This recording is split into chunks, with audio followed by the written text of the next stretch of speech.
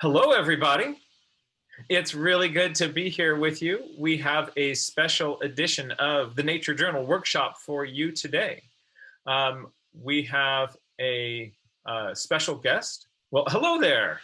We're about to launch into Wild Wonder Week, and people will be sketchnoting like demons all over that. And I've been looking through your website, which Ivea put in the chat, the links to Ashton's work there, and I love the feel and the sort of obvious sort of meta thinking that you're doing when you're putting your sketchnote pages together.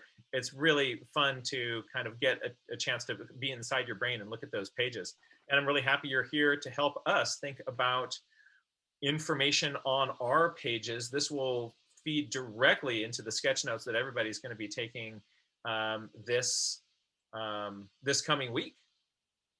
Yeah, so just like a little sort of piggybacking on the sketchnoting comment, I am going to focus on two areas today, the lines and containers or boxes. I'll probably say boxes more so than containers, but we'll focus in on just those two key drawing elements for today. And I'm hoping as we kind of are just going along that I'll be able to make some other tips and suggestions on just sort of some sketchnoting practices in general.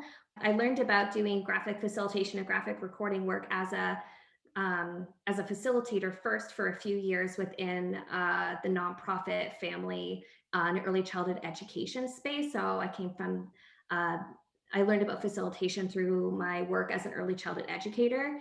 And yeah, and then about in 2013, I heard about the world of graphic facilitation, had no idea what that was, took a one-day course on graphic fundamentals and was totally hooked and fell in love. And it took me a few years before I decided to really sort of jump into the world of graphic recording and graphic facilitation as a business and really, you know, putting myself out there like for hire.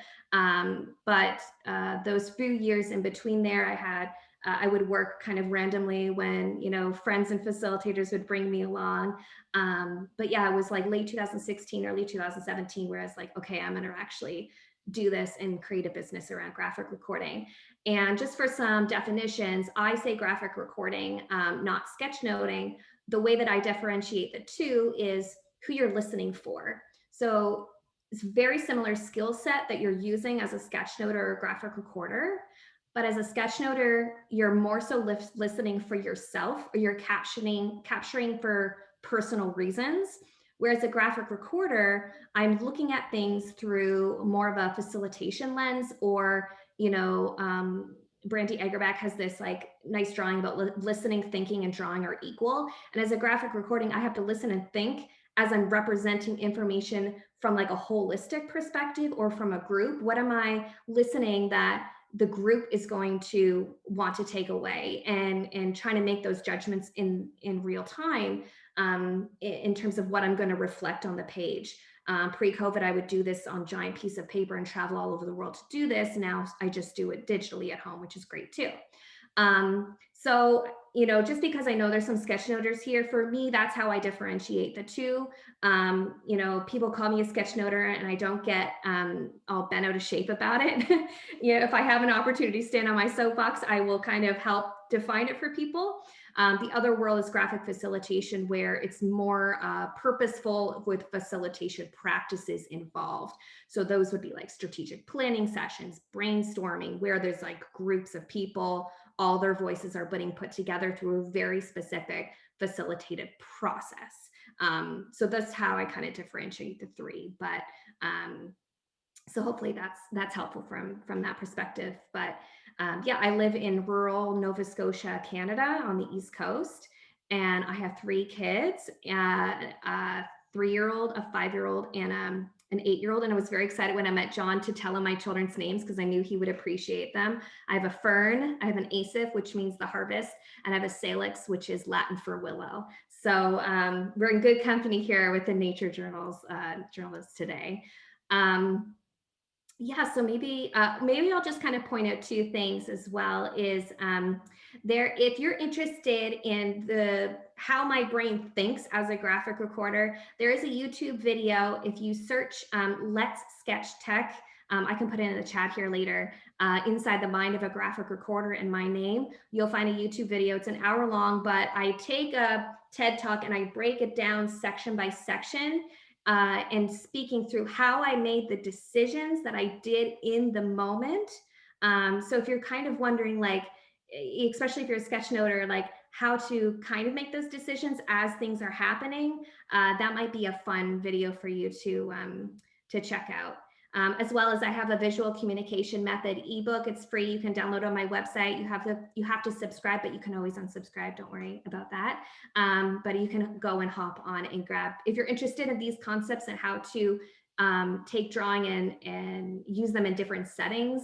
I highly encourage you to grab that. So enough about all of that and me. Let's get into it. So I just want to say that I downloaded your that graphic recording book that you have us on your website and checked it out. I absolutely love it. It's really, really helpful. Oh, thank you. It's a we'll try to get the link to that in the chat.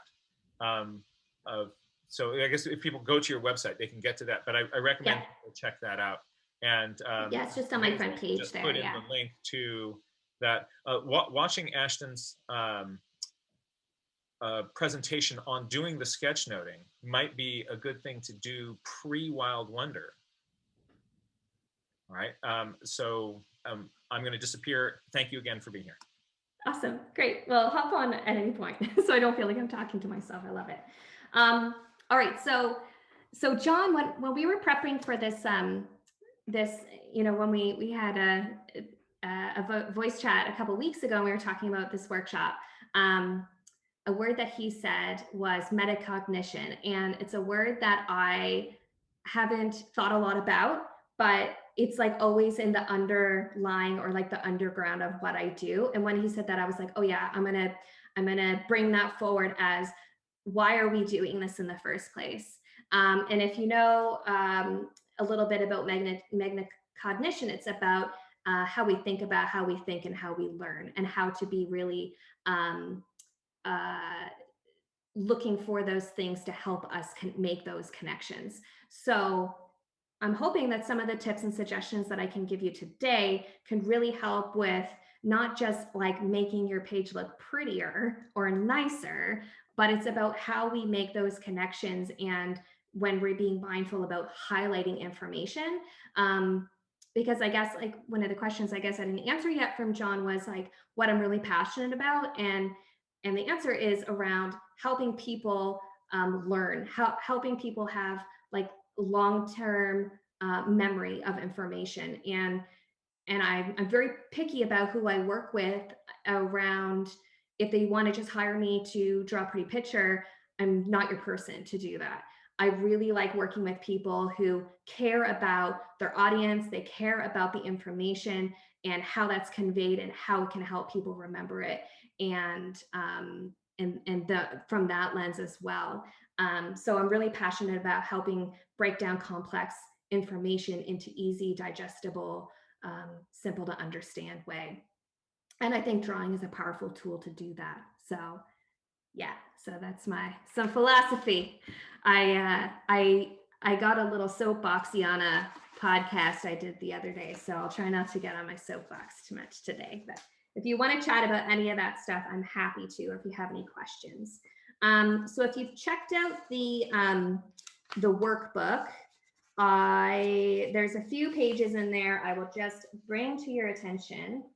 And I am going to also share my other camera here. I've got a document camera. Let's see, I tried this in my Zoom earlier. Let's see if I can make this happen. Second camera.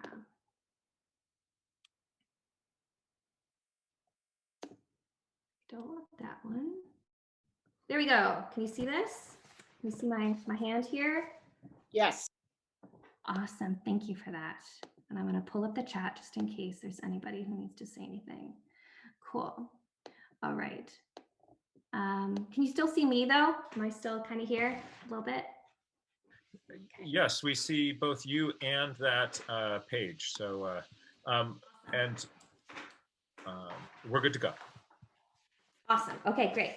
So I'm just gonna, I like kind of providing people with like a little bit of a visual vocabulary, I like to call it, because for me as a graphic recorder, you as a sketch noter, it's really about not having to think so much about the marks that you're making and more so about, it's like a second language. So instead of learning words for, you know, Spanish or French or something, you're learning images in your brain. So when you go to make a mark on the paper, you're not hesitating as much. And you know, when you're like, oh, I need to make a line to connect this information, you have a few lines or images in your mind that you can draw. So it's about building that visual vocabulary. So I like to provide people, this is just a, if you want, I have other PDFs. If you would like a more in depth, some more visual vocabulary of like lines and boxes and some other things, I'm happy to share those from some past workshops that I've done. So just send me a message and I'd be happy to share some more of this, but I just wanted to kind of keep this simple for today. So for lines are really great for helping connect information, connect flow, make flow, and really highlight. I've been using lines a lot more recently to kind of make emphasis, you know, so if there's a word that you really want to make more apparent on the page, you know, using some lines to do that, or spark lines, and we'll practice with some of these as well. So that's in your handout, as well as some just simple containers. There's so many different boxes and containers that you can draw. These ones are some of my ones that I draw all the time. They're certainly my favorite. And then I did some nature-y inspired ones just for you here at the bottom.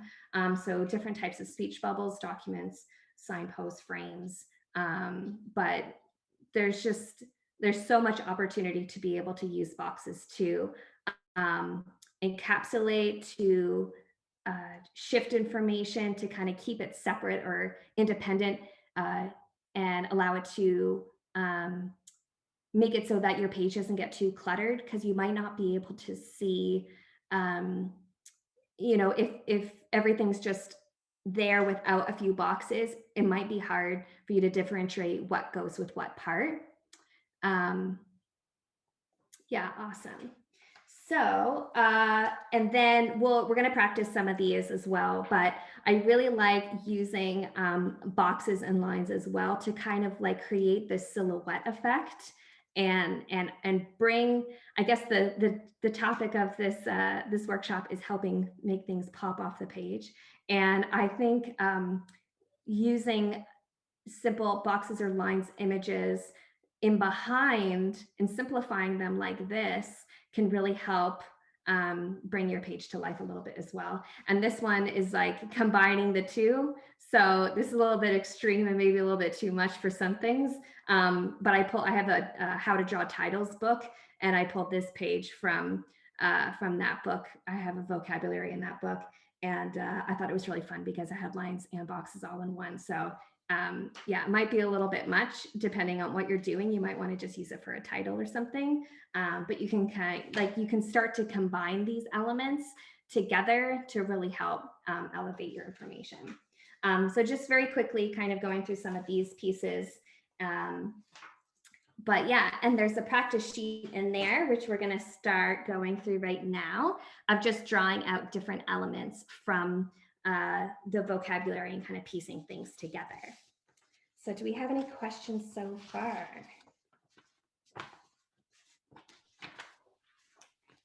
So, and the images that Ashton just showed are in the download that she already they have the links for, and they're in color.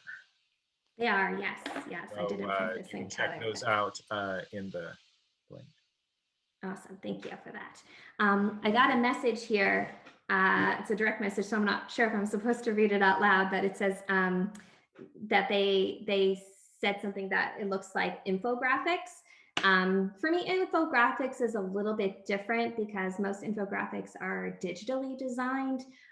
Some people call what I do as an infographic, and I'm okay with that. To me, infographics have a very certain purpose.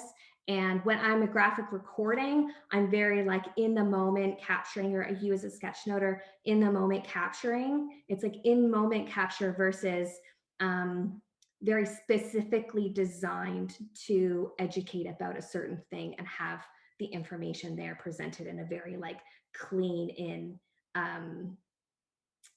thought out way. So the goal might be similar in terms of trying to convey information, but the method of how it's delivered is quite different, rather than this sort of in the moment capturing versus very curated and structured and graphically designed. And I am not a graphic designer whatsoever. So cool. All right, so let's start with, I'm just gonna recreate, just for fun, the one that is in the workbook, just so you can kind of see how I draw it out. And if there's certain elements from the workbook, especially the boxes, that you want me to actually draw out so you can see how they're drawn out, I'd be happy to do that. I didn't include it in here, but one thing that people always want to learn how to draw is banners. So if anybody's interested in that, I can certainly take some time to show you how to draw some different banners today. But I'm just going to recreate this, the one from the workbook today. So I love chickadees. They're definitely my favorite bird. They're the best. And I am so grateful that I have so many around my home all the time. And I love hearing them and watching them at the bird feeders. I'm going to write out this one first. So the one that is in the bottom right-hand corner. So they live in flocks of 12. So I'm going to do a background one for this. The important thing to think about when you're doing highlighting in the background is that you have to use a marker or a pen that you know are not going to bleed together. Because if I'm assuming people are like, oh yeah, that's the worst, when you draw something and then you try to use another color and it just sort of smushes it all together. So I'm not sure if anybody has any suggestions. Please put them in the chat or let us know of different pens or markers that are really great for this, that don't smudge together. My favorite that I use are the Noylans and the outliner. They don't allow for any of that smudging. You do kind of have to let it sit and dry for a second, but you're good to go. I'm going to come back to this while this dries, and I'm going to write out another one here. Neat for life. So, sketchnoting tip. When you're writing information, thinking about chunking it into blocks. So you'll see here, I put it in like an imaginary box. You know, it's not perfect, but it's together. And same with this one. That was very specific. You know, I did that very intentionally, because when you start writing out information and you're going all the way around, or sorry, you're going all the way along your page, it's hard to then put other information around it because it's like taking up so much space. So if I was to write like live in flocks of 12 up here, then I'm cutting off my opportunity to write anything beside it or even above it. So there's like a sketch note tip for you. And then if you're going to be putting things in boxes and as a drawing element, then it makes your life so much easier. And a tip around boxes is that it's important for you to write out the information first and then draw the box around it, because the worst thing is you draw this beautiful box or container and then you run out of space. So another tip for you there as well. So for this one, I thought I was all smart because I kind of felt like it falls into the metacognition of the lives in flocks of 12. In the workbook, I drew 12 circles, 6, 7, 8, 12. So it's not super fancy, it's keeping it together, and the marks that I made were purposeful to that. It doesn't have to be a circle. You know, you could make like little, you know, like little bird lines or something. Like, you know, the drawing element doesn't really matter, but we're keeping it simple on purpose, to not overcomplicate your page and keep your focal point. But it makes it fun and highlights the information. So I'd love to hear if anybody feels like they resonate with that.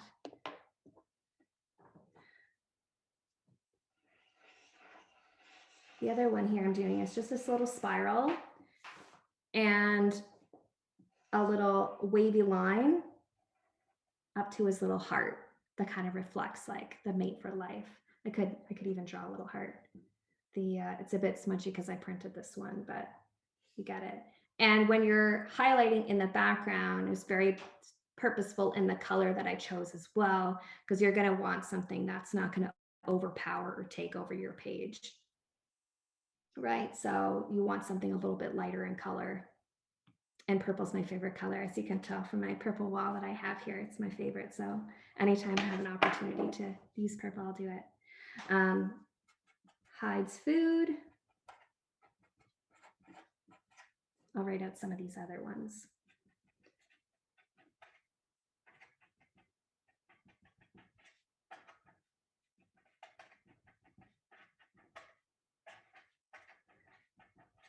Another thing you might notice is that I'm writing all in capitals.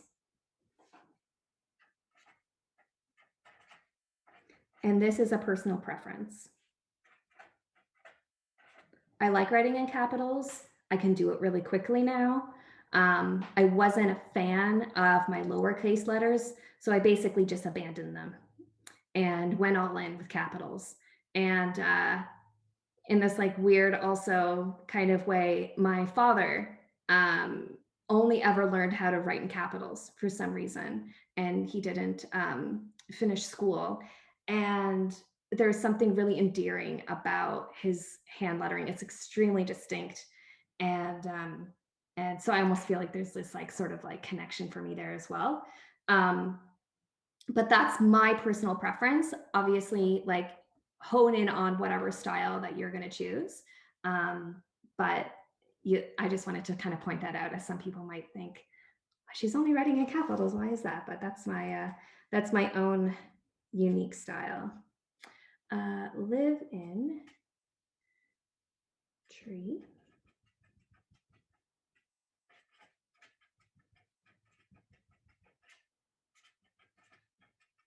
Tree covered areas. Okay. So there's different things that you could do to showcase, like for this one here, with 12 to 15 centimeters long. The example I did in there was just a little bit different, where I kind of just used some lines and sort of made some loop-de-loos here. It kind of just shows like a different way of doing it, you know, so that's not just like one straight line. I'm just going to do another one here. You can even kind of start to kind of box him in a little bit as well. And with sketchnoting and capturing information, for me, I'm always like looking for a shortcut. Do I have to write every single word? Because the less words that you have can cut down on clutter as well. So if I do something like this, I don't necessarily have to write the word long, because we know what it is. The simple line that is sort of boxing him in is showing what it is that we're talking about, right? We're not saying that his beak is 12 to 15 centimeters long, or that would look a little bit different, but you can tell that it's the length of his body. All right, so I'm just going to go back to this one a little bit. For the hides food, I just did a simple circle, right? Just to show you that it doesn't have to be anything fancy at all. And then just did like a double line. You could put it towards his feet. Maybe I should have done that. And live in tree covered areas. So for this one, I did sort of another shadow. It's not necessarily a box per se, but it's still like boxing him in. And just drew some little kind of tree designs.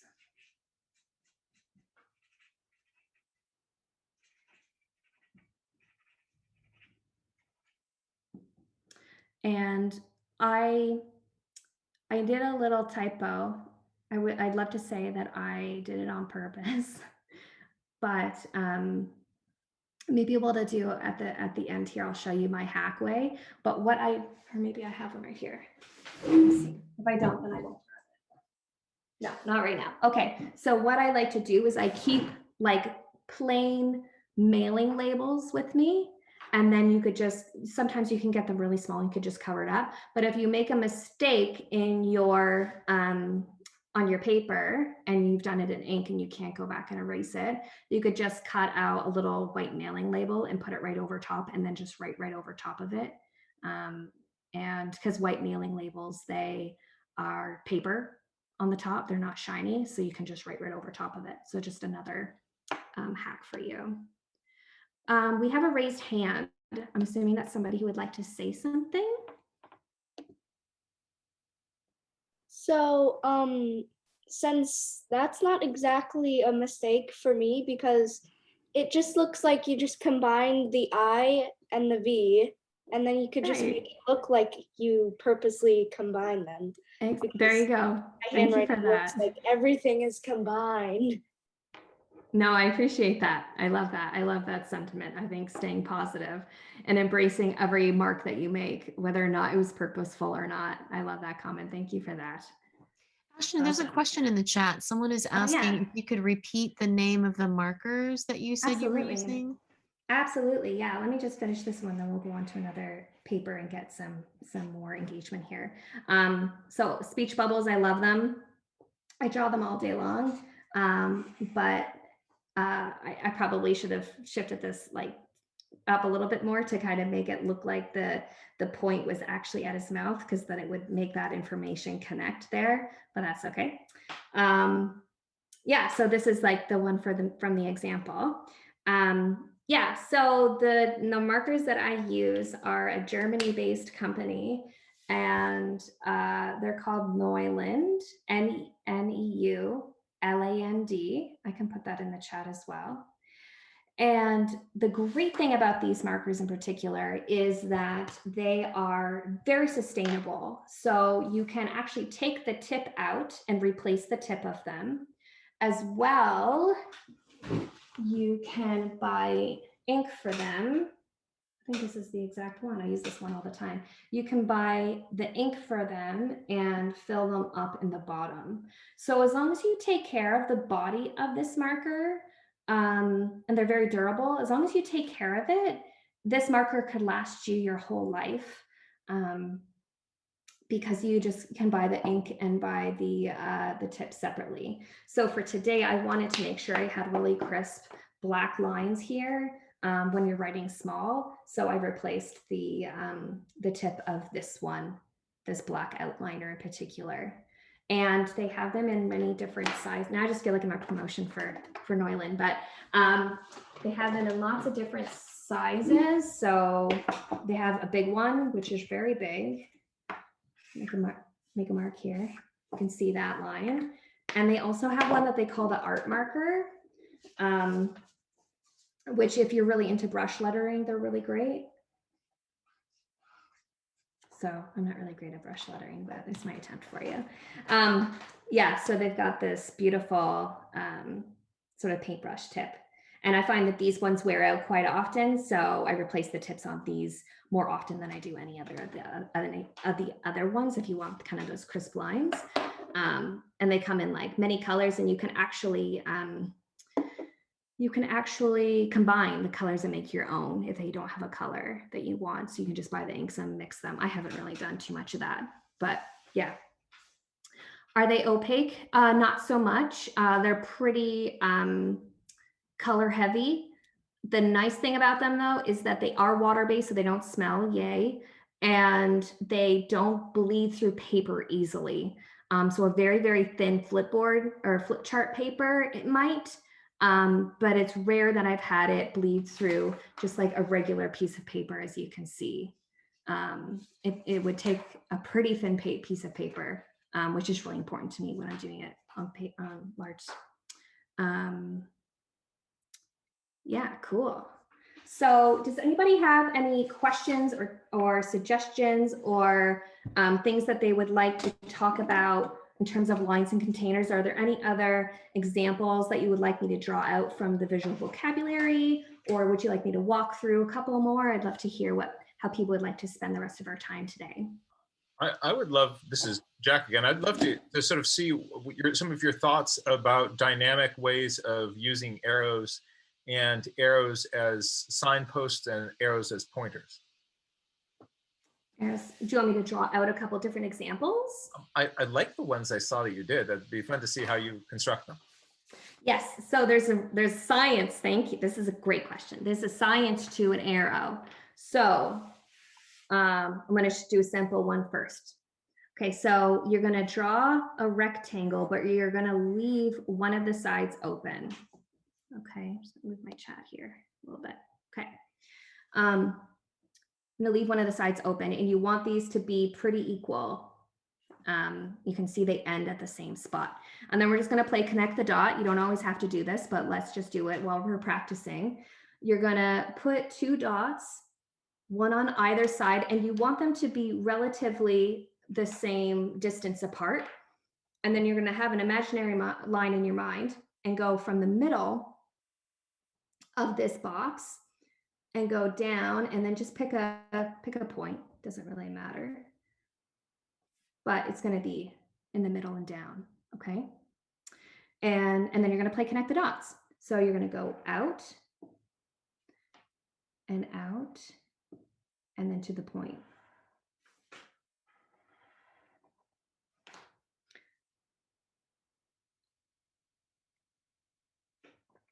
So if you always construct an arrow like this, you can do so many fun things with it, right? So, and arrows, of course, would be great for when you're doing this, nature journaling work, because arrows can help make those connections and you can point at something, right? So let's just draw a few more with the same principle in mind. So we're not gonna do a rectangle, but we're gonna do a triangle this time, but it's the same principle. So instead of the box, we're doing 2 lines as if we're making a triangle, and then a dot out, equal distance, and then another dot there in the middle, and then play connect the dots.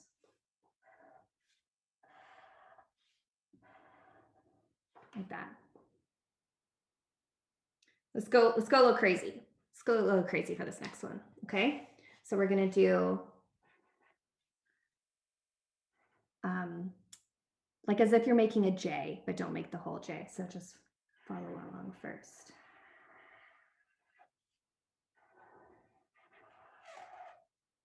Okay.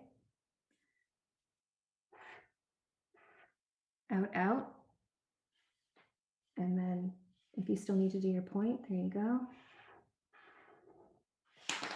Okay, so as long as you follow that principle, you can make the super thick one, a super thin one. Like if you're just doing it in a sketchbook and you don't have a lot of room, you can make beautiful like tiny wispy ones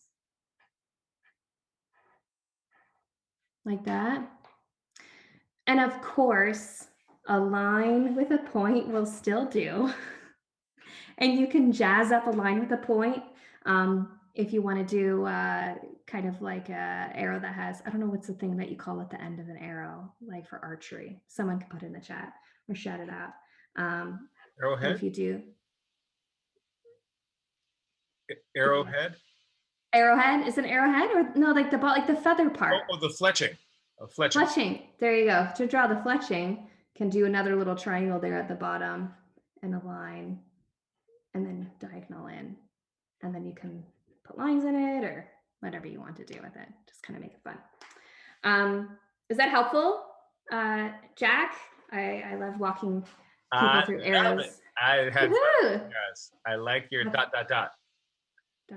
Yeah, it's such a great method because Whenever I teach this, I was like, never draw a wonky, and maybe wonky is not a nice word, but never draw a wonky arrow ever again, as long as you follow that principle. And then you don't even have to, oh, someone said it's also called a quiver, maybe. Yeah, so as long as you follow that principle, you'll be fine. And if you do enough of them, if you're doing them all the time, then you won't even have to do the ... You don't have to do the connect the dots anymore. It will just come naturally to you. So because I just do this so much, and I probably draw, like if I'm doing a full day graphic recording, like 50 or 100 arrows in a day, like I am just, it's like my mind just knows where my hand is going to land and how to make that point. Same with putting information in boxes. The more you kind of get used to it, you can kind of gauge in your brain like how much space you're going to need for things. 3D arrows are great too. Yeah, for sure. What was the other question? I'm curious to know if you're getting kind of, okay.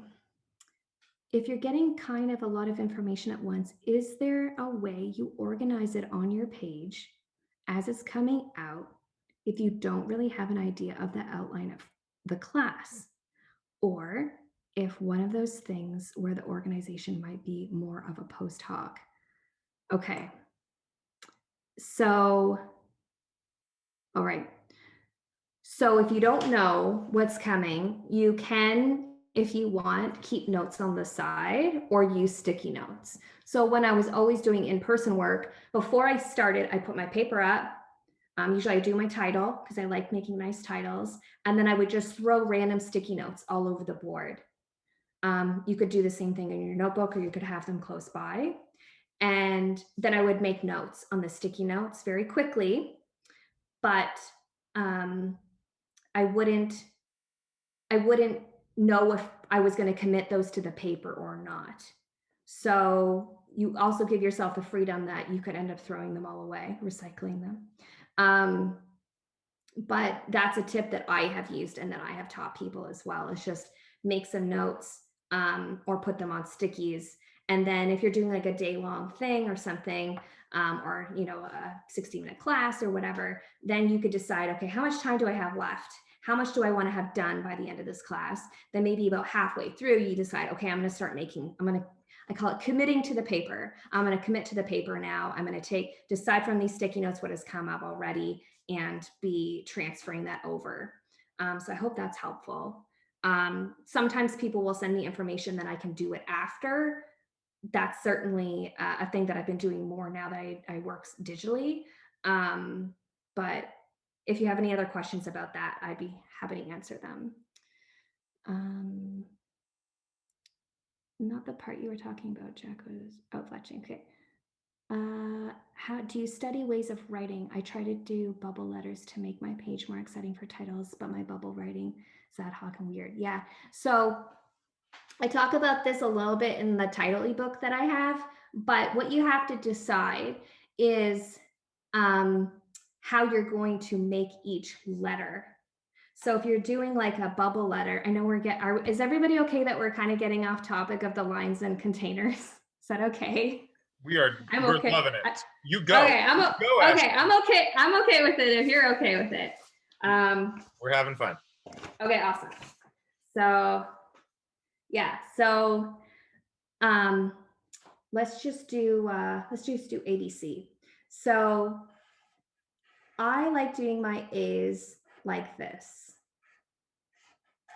Every time I make a block A, I know it looks like this because I made a conscious choice that it's going to look like this. I'm not doing this with a point and this and then this or whatever. Every single A that I make I've made a conscious choice to make it look like this.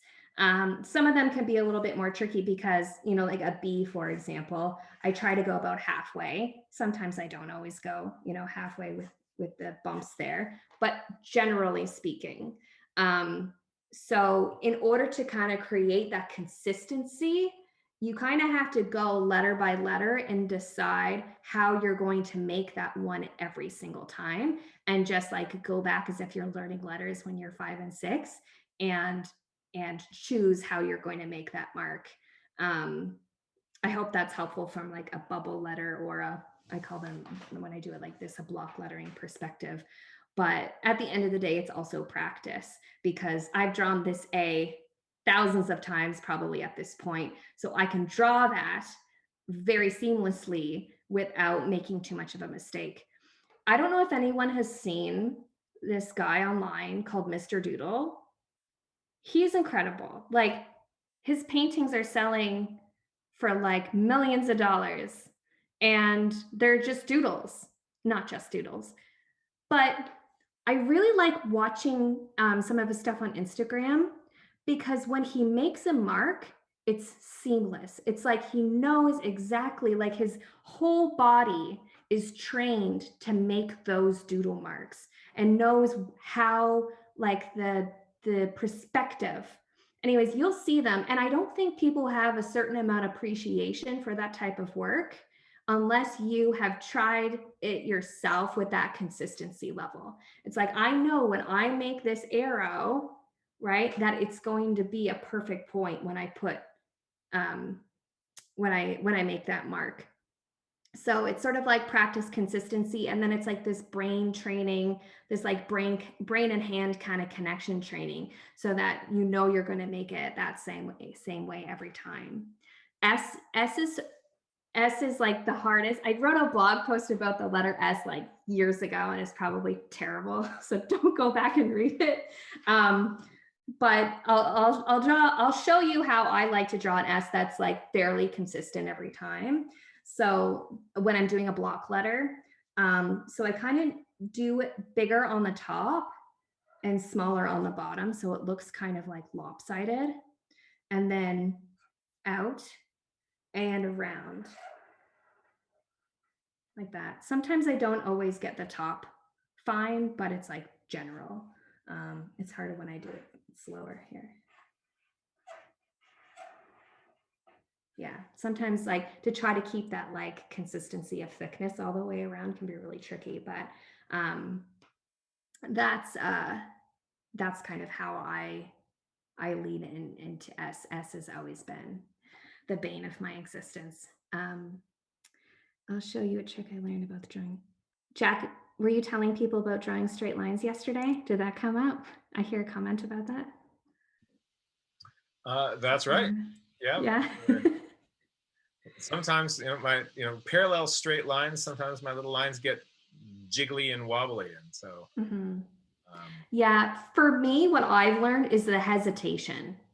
I always go a little of that kind of wiggly lininess. That's a word. I always kind of enter that space when I'm not feeling confident, right? So, if I'm making a line like so, or I'm making a line, it might not be as seamless, right? It does have a little bit of a wiggle to it.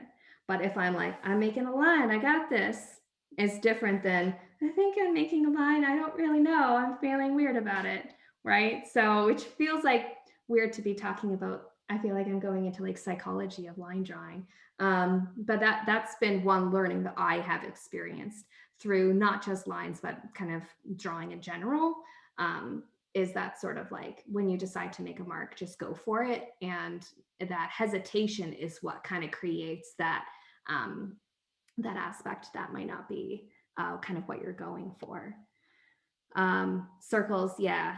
Circles, it's like, it's another one of those like mind-body connection. So when you go to make the circle, if you're a tip though, if you're ever drawing on paper, like a large piece of paper for a circle, if you stand out, see if I can kind of do this. If you kind of stand out like this and just take your arm and go all like, just make a circle arm movement with it, you'll draw a perfect circle like that.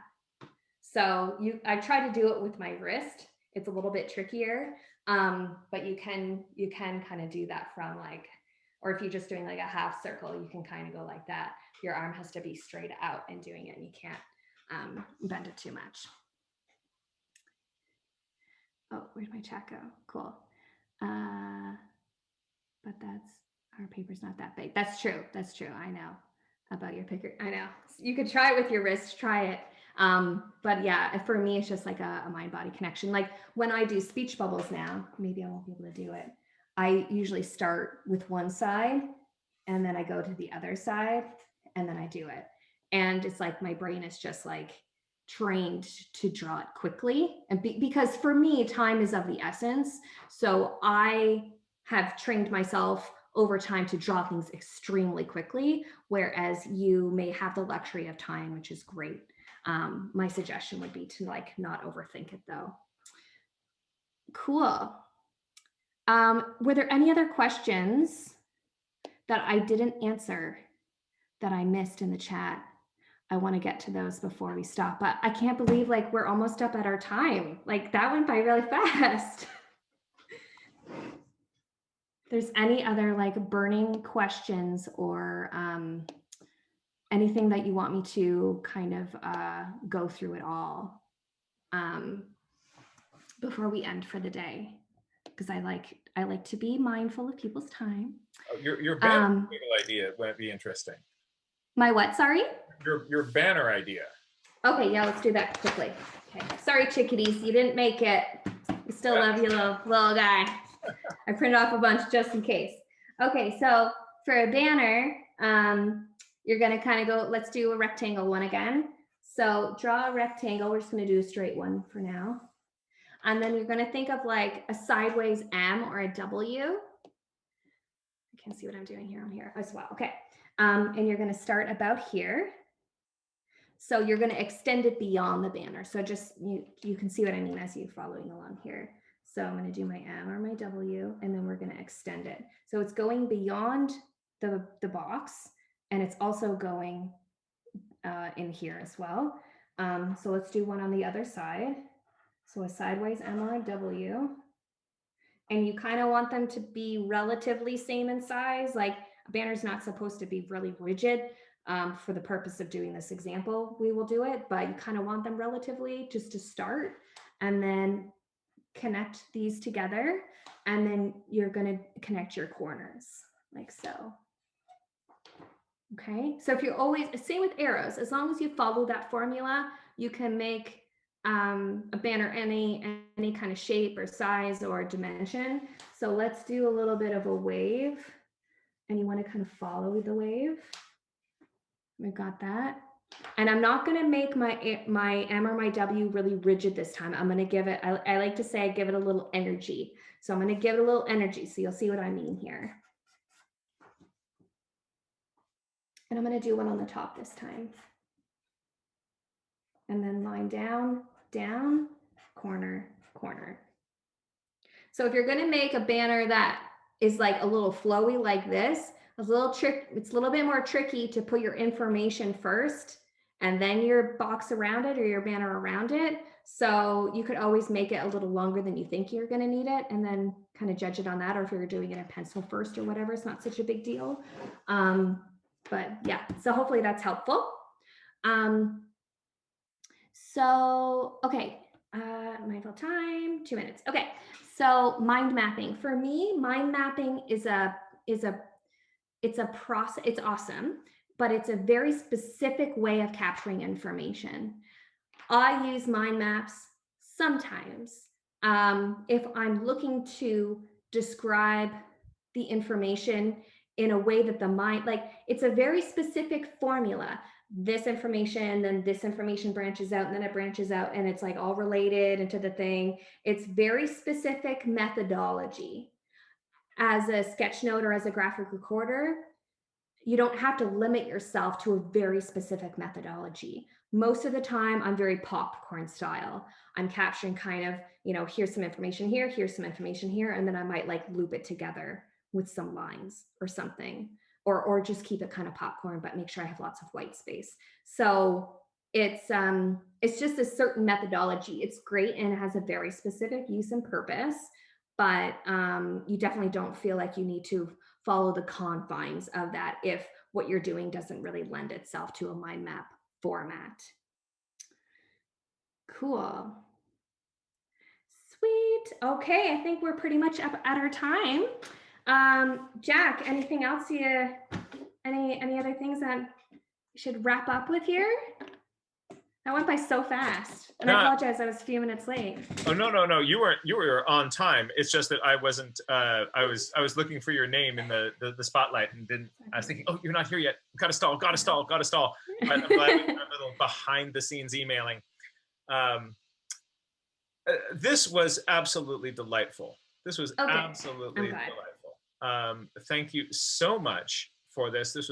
I'm seeing lots of comments. Yes, I'm reading them. Thank you. That's that's awesome. This was fun and playful and really useful. Your way of kind of breaking things down. If people wanted to connect with you more, and how might people follow you and be able to take advantage of picking your brain more? Yeah, so I'm not like super social media-y. I post stuff, but I don't like Twitter. If you're a Twitter person, I'm your person. I'm hanging out on Twitter than I am anywhere else. I put my handle in there for Twitter. All my handles are different. But my Instagram is Ashton Mindseye. My website, you can contact me. My email's on there, but you can certainly reach out. Happy to chat or connect. And yeah, download the visual communication method if you'd like. If you're kind of interested in this has like more of like a bigger picture view. The book has kind of a bigger picture view of, and it's kind of written in a way that you can take what you want and leave the rest, or you can incorporate all of it.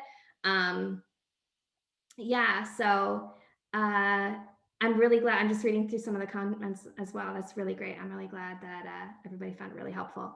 And yeah, it was always interesting to see how these things are going to shake out. And I'm glad that you were cool with us kind of going off a little bit of the sort of original plan of the lines and containers. But I love being an open book and sharing what I have learned and what I know. So I'm really glad. And I'm really, yeah, I'll keep my eyes peeled on the socials for your conference next week and see what people post. So, and if you want, like, tag me in them. I would love to see any of the sketch notes, especially on Twitter. Tag me on Twitter in particular if you are doing your sketchnoting for the conference next week. So yeah, I'd love to see them. That's fantastic. Absolutely delightful. And I've got some new tricks in my quiver, both, like do this dot, bam, and arrow, but also just your general philosophy and playful, relaxed approach to it makes this process accessible, fun, and if we handle it like that, we'll put in a bunch of pencil miles. Woohoo! I love it. I'm going to start using that more. Pencil miles. I love that. Yeah. Sweet. So what I'm going to suggest we do now is we usually at the end of our program, we jump over to kind of the community forum part of this, where people are able to hold up to their screen and show you what they've been doing. Awesome.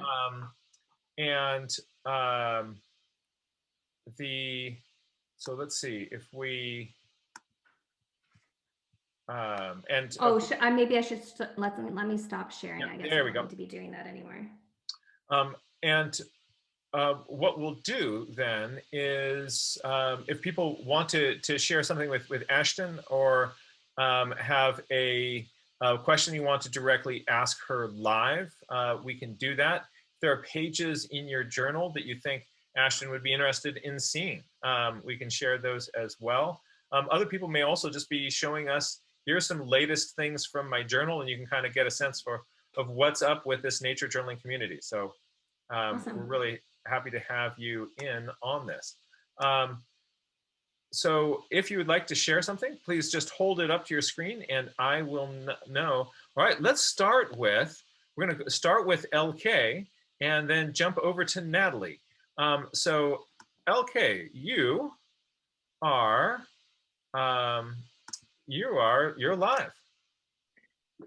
Okay, so I want to share, so I did these paintings lately. I started working with watercolors and I did some paintings of birds. So Here's some of them that I did. Oh, this is really fun to see. I like how you're testing your colors before you hit the bird itself. That's a really useful strategy. And you've matched the color of the robin's breast very, very accurately. You know, it takes, sometimes people will just get some orangish paint and put it on there, but the color that you have chosen is a really close match for that. And That's then awesome. also,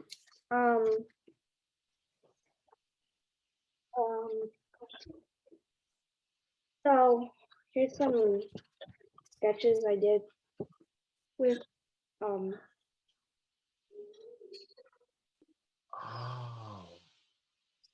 Oh, these sparrows. You're really looking carefully at the patterns. This is really careful. Are we looking at golden crowns here? yeah. Yeah, our little wintertime visitors. That's really fun to see.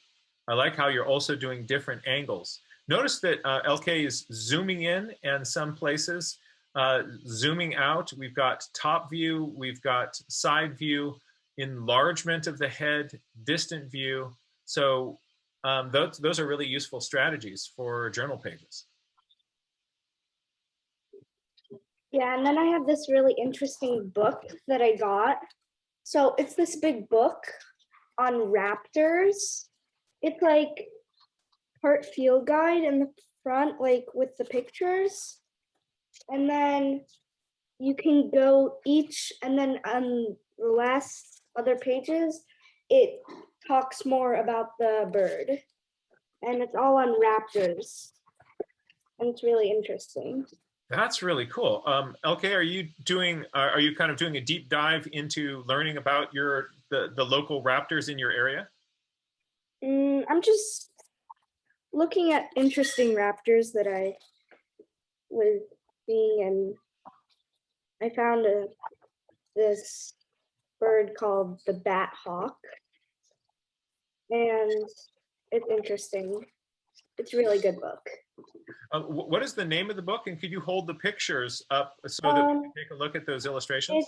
It's called Raptors of the World by Ferguson Lee. And it's very big. Here. And then they have like pictures of the raptors. Those are really nice illustrations.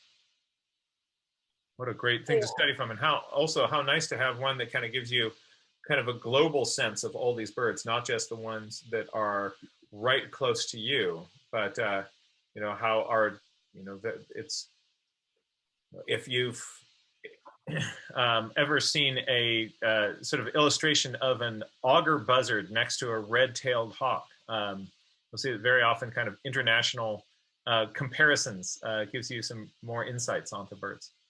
Thank you so much for sharing that.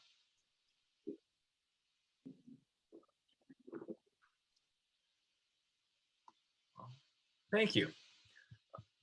I'm going to now jump over to Natalie, I believe, had, yes. Let's see what we've got. Hi. So this is the notes I made from the class today. I tried to lay them out in the page, like using the worksheet that she had, to kind of like have an idea of how there's a spider going up there, having an idea of what the types of content were, and to try and fit it all on one page. I really loved the arrow drawing technique. I thought that was really fun. And yeah, and I went back to the worksheet and made some notes about some of the containers that I hadn't really done before. Yeah, and my chickadee is a super fast chickadee, so it's not it's not quite up to scratch, but yeah, I really enjoyed today's class. That was great. It is. I love it. I'm gonna hold on. I'm gonna add Ashton in here. Yeah, it's amazing. amazing. I love it. And I think like it's so important. Sometimes it feels like funny to be like following along while someone else is drawing, and maybe not this crowd, but sometimes I get that feedback.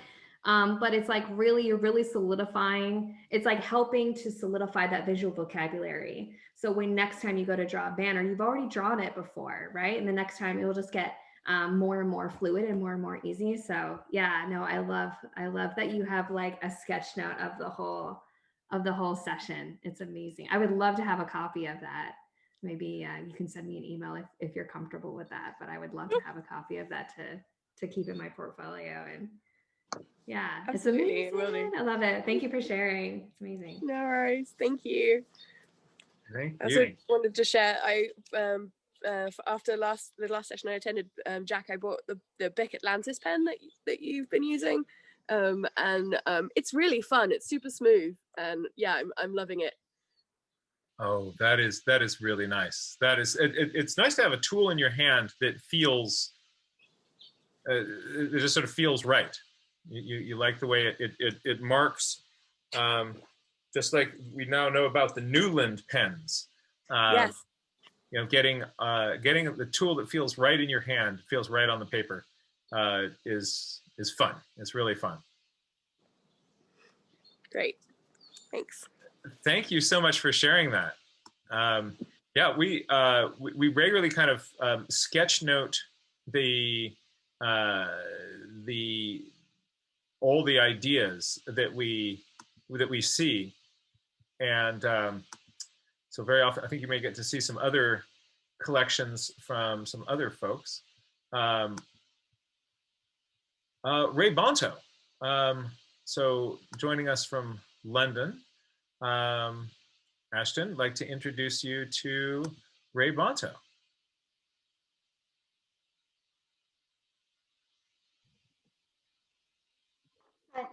So, this was today's class, and I usually like to do 3D arrows. Ooh, that's next level. Someone did comment about the 3D, so maybe it was you, but yeah, good for you for playing around with that as well. Yeah, that was me who commented about that. Yeah. But yes, and as for the chickadee, I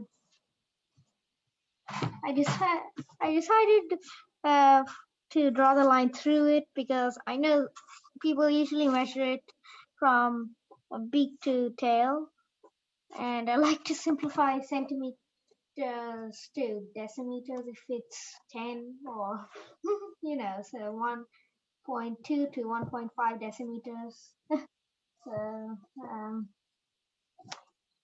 yeah, I love that because a lot of times I think people get nervous to like layer things on top of one another, and the fact that you did the line through the chickadee to kind of create that layer is a great idea and technique, and awesome that you chose to do it that way.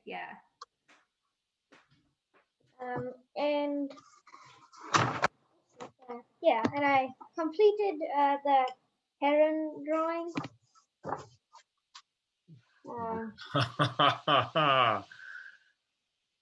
This is so exciting to see. Oh, these birds just call out for gouache on toned paper, don't they? Yes. Wow. And it's also interesting to see the differences.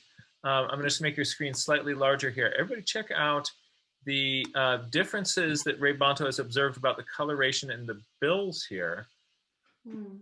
That is really, really cool.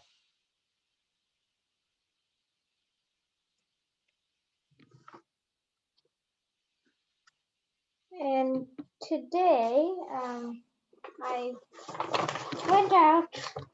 I first thought I would see the fish, but then I was in the mood for botany, so I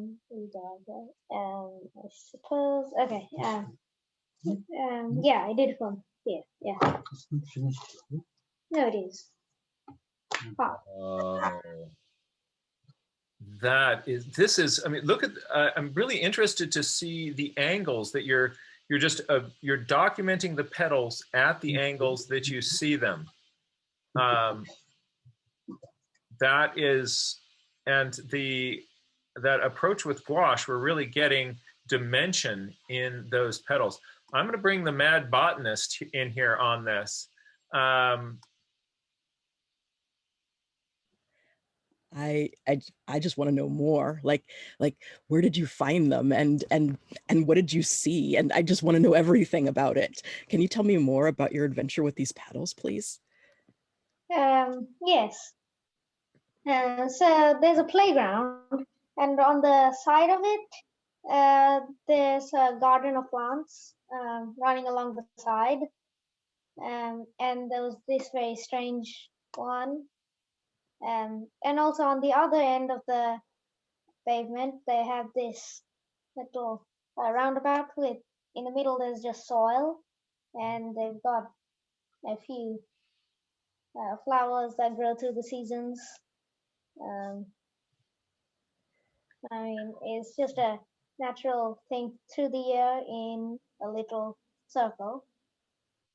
Very cool. Could you tell me more about the green pistol looking thing? Yeah, can you tell me more about that? That looks like a really cool shape. Okay, so I found this flower, and I don't know what this is. I don't know if it's a new flower. I was really curious because when I looked at the rotten ones, I saw that this hadn't even developed, nor even this had. This was still, it still looked like this bulb thing, so I suppose it might develop soon. Yeah, and there was also this one, which was tiny little flowers to make up this huge, tiny, wonky shape.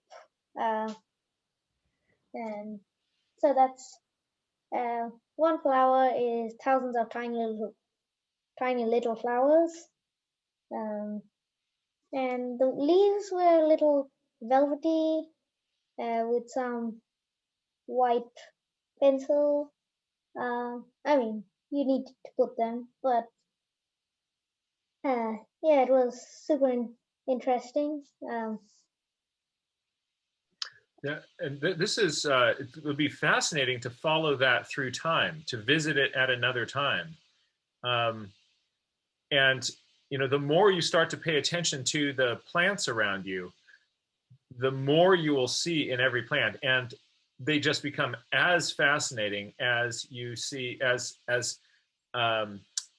fascinating as the birds that you've been documenting so carefully. It just opens up this whole other world. From a graphic communication standpoint, Ashton, would wonder if what any thoughts that you have for Ray Bonto. Well, he's a better artist than I, so I don't know if I have much to say. I think like in a drawing like this too, it's like trying to balance, you know, if you're going to put information and if you really want the picture to really take focus and less on the information, then just taking into consideration sizing of everything. And I guess sometimes it's helpful to know if it's just going to be a standalone drawing, or if you're going to be putting a lot of information, just so you can kind of balance how much space.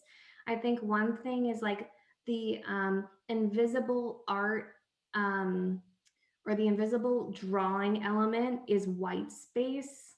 So leaving enough room around things so things don't get too crowded if you're writing in a lot of information would be my only like thing for people to think about in particular. Is it can be very overwhelming when you see a picture and all the information is piled on top of each other. You don't have that sort of a little bit of breathing space on it, or that white space, the kind of in between stuff. So just a couple things that kind of came to mind, but yeah, like balance and white space, I think.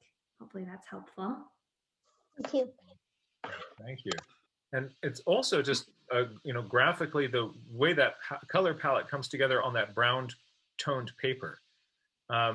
Just sort of there's a warmth to this page that it just feels good. And I love to see your depth of observation. Yeah, I don't draw on that color often, and it inspired me, to be honest with you. I was like, I need to try this out a little bit. I've done some on black paper, but not on that tone in particular. So thank you for the inspiration. I appreciate it. Thanks. Thank you so much, Ray Bonto. Good to see you, Arpan. Thank you, Jack. Good.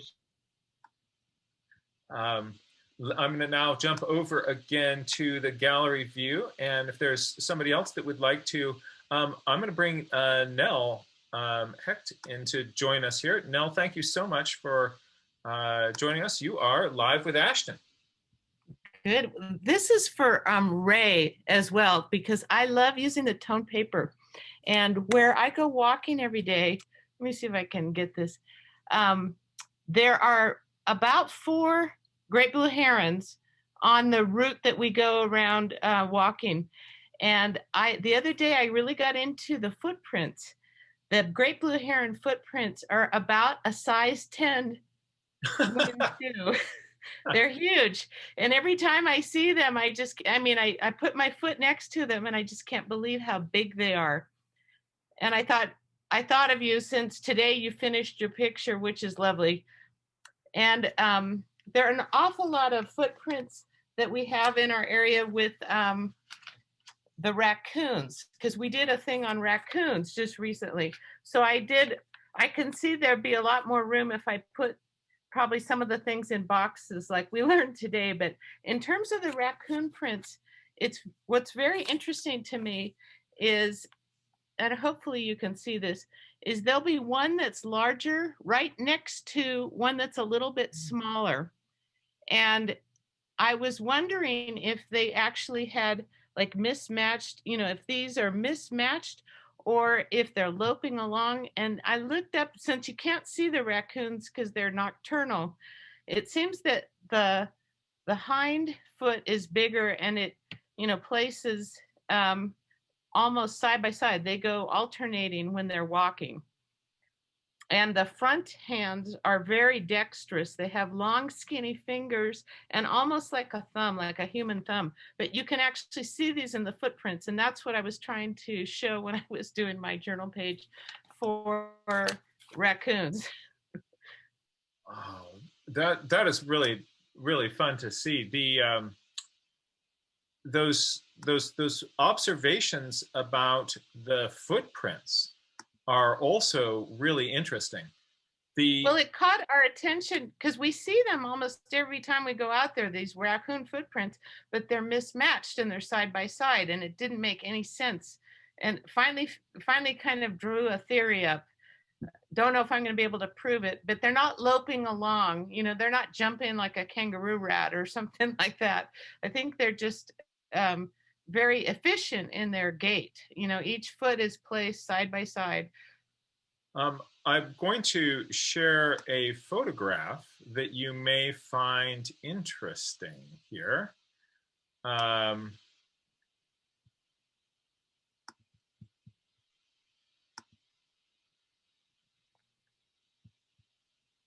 Take a look at what that raccoon is doing.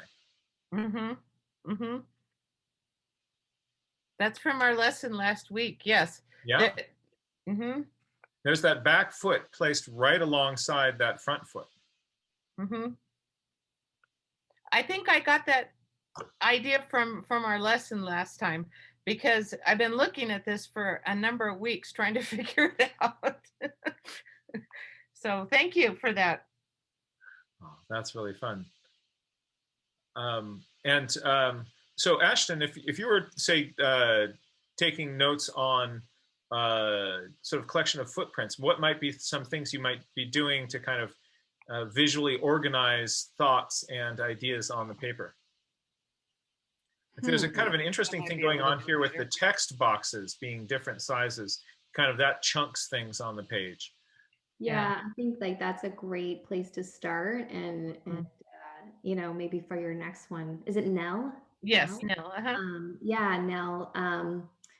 You know, try chunking next time and see how that feels instead of like long sentences. But you could even like take hierarchy into consideration, write words larger for larger footprints, like play around with sizing of information as well for fun. You mean like the font? The font would be bigger for the Yeah, larger. like the lettering would be Okay. bigger. I don't know. I'm just throwing an Yeah, idea out there.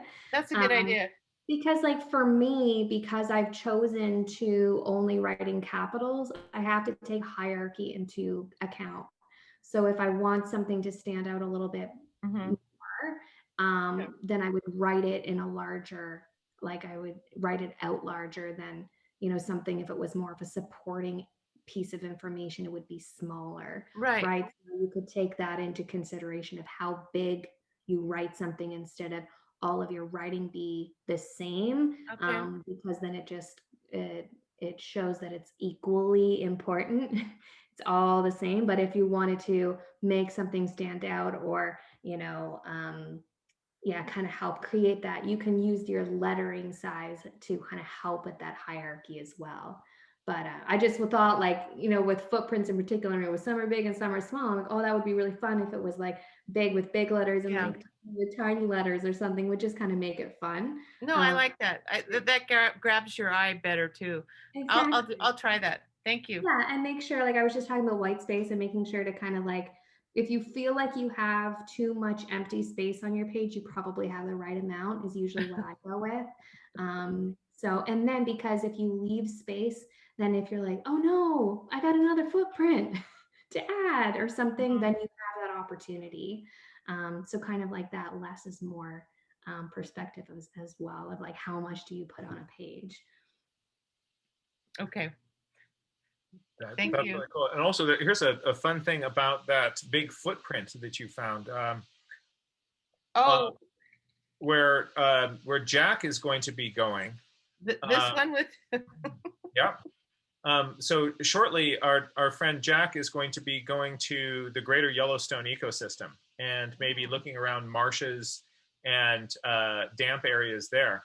And there are two large birds that will inhabit that area, the sandhill cranes and the great blue herons. And it's fun that when you look at the footprints, you can tell who's who, because the sandhill crane does not have that back toe. The sandhill crane just has 3 toes forward, and there's not that back one. And a consequence of that is that they are not able to perch in trees. So you'll never see a sandhill perched in a tree, but that is where, so the sandhills nest on the ground, 3 toes on the ground. The great blue heron nests in trees, and so there's that extra claw for wrapping around and holding onto the branch. So that's the shape of those footprints tells you really interesting things about the life history of the bird that you found evidence of. And if I'm right, this really is a very large back toe, or the one that curves around. Honestly, it's at least half the size of the whole footprint. Yeah, and you can also that's a great place to use measurements to get in there with your ruler. And if you're not drawing it life size, sometimes when I'm drawing things life size, I'll use my pen and I'll put that down on the ground and I'll kind of measure, and so I'll kind of get that toe that length. Another thing you can do is bring out a measuring tape. That sometimes also ends up being useful. You know, what is the difference in the size of the great blue heron foot compared to the great egret foot? Okay. Or if you are, you can measure your finger. My forefinger is 3 inches, and I've used this these are like bobcat prints, and I thought they were going to be a lot bigger. I really thought they were going to be, you know, maybe like a cougar or something, but they're not that big. And I took my finger and just held it up to it, and it's about 3 inches. So if you don't have a ruler with you, That's great. And I like the way that you have measured, you've got a sense of your own biometrics. Something that's fun to do is just to measure your hands. What is your arm span? What Right. is your stride? What is your finger length? What is your palm length? Those sorts of things, you can use those as measurement tools in the field. Nell, thank you so much for sharing that. That was fun. Thank you. Let's see here. If would anybody else like to share things? I'll share my stuff with you, Ashton. Here is spotlight. Here we go. Hi. So I was taking notes during your program, and so I had also found all your collection of containers really fun. I had a great time drawing arrows. Oh, hello, little one. Arrows, and then that spilled over onto the next page. This is Amelia's drawing. She found a dinosaur. But I was doing my S's and my banners and my boxes. So my S got better using your technique. Sorry, got kids stuff going on here. Yeah, that's awesome. I'm glad that was helpful. That with the S and the arrows. No, that's awesome. Thank you for all of those strategies. That was really fun. Awesome. Yeah, no, thank you for sharing that. That's amazing. Hi. Hey there. Thank you so much for being with us. Thank you very much. I just seem to very much like one of your classes. It was like drawing of a live owl. So I had been trying to work on an owl for a long time, and I finally was able to draw its face. So here it is. Oh, check this out. Yes. Oh, hold that a little bit closer to the screen. I'm going to reduce our other screens here. Hold on a second. Excuse me. Excuse me. Oh, you've really got those piercing eyes, and the way those eyes come out underneath that ridge, that rock. Was this a fun project for you? Yeah, I used acrylic paint on it, so then it could give it like that shine to it and like the texture. So yeah, I used acrylic paint. Like there's like school acrylic paints and stuff. There's like these tiny things. I used those and I just painted out all the details and stuff. And I in general really like painting and drawing and like sketching and stuff. So yeah, I ended up wanting to do this project. So yeah. Could we take one more look at it? I'd love to see that again. Oh, and look at those bars across the feathers. Also, we've got that sort of 2 toes forward, 2 toes back effect going on the owl. Owls grip branches in ways that are different. So you're actually seeing both of its feet on there. Owls will perch with 2 toes forward, 2 toes back, unlike most birds with 3 toes forward. This is really, really exciting to see.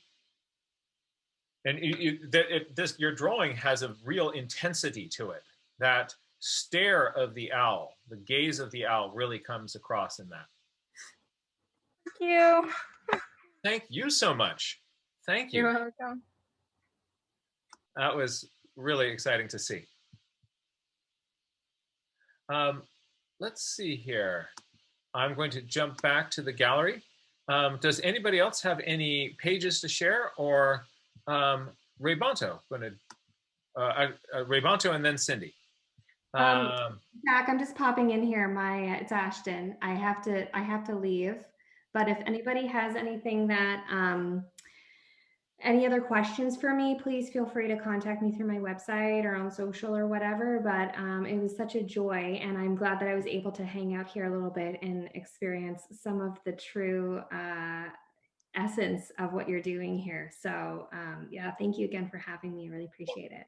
Thank you so much for being here. We really loved having you, and we'll be in touch again outside of this. I'd really love to think about what maybe our next steps together might be. Yeah, I'd love to work with you in some way or capacity, but or come back and do another workshop sometime or something. Well, who knows? The stars will just. Yeah. All right, everybody, unmute yourselves and give Ashton some love. Thank you. Thank you. Thank you. Thank you so much. Bye. Thank you. Bye. Bye. Thank you. Thank you. It was awesome. Thank you so much. We really appreciate it. Bye. Bye. So I am now we're going to jump over to Ray Bonto, and then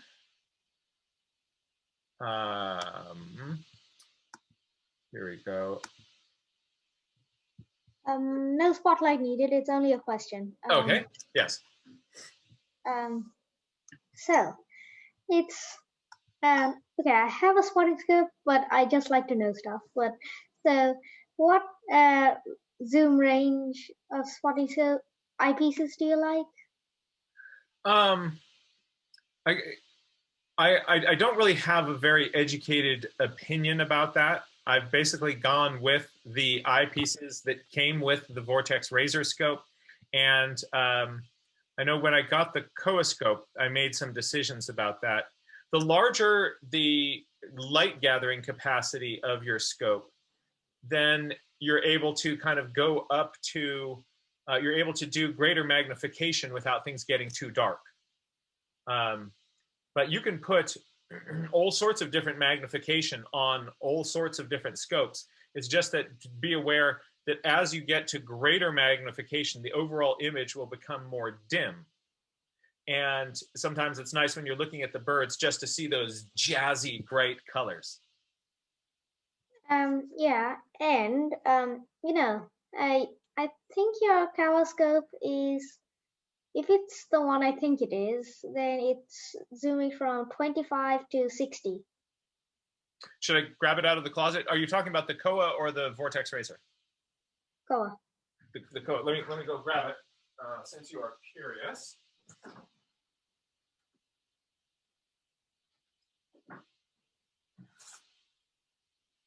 Koa.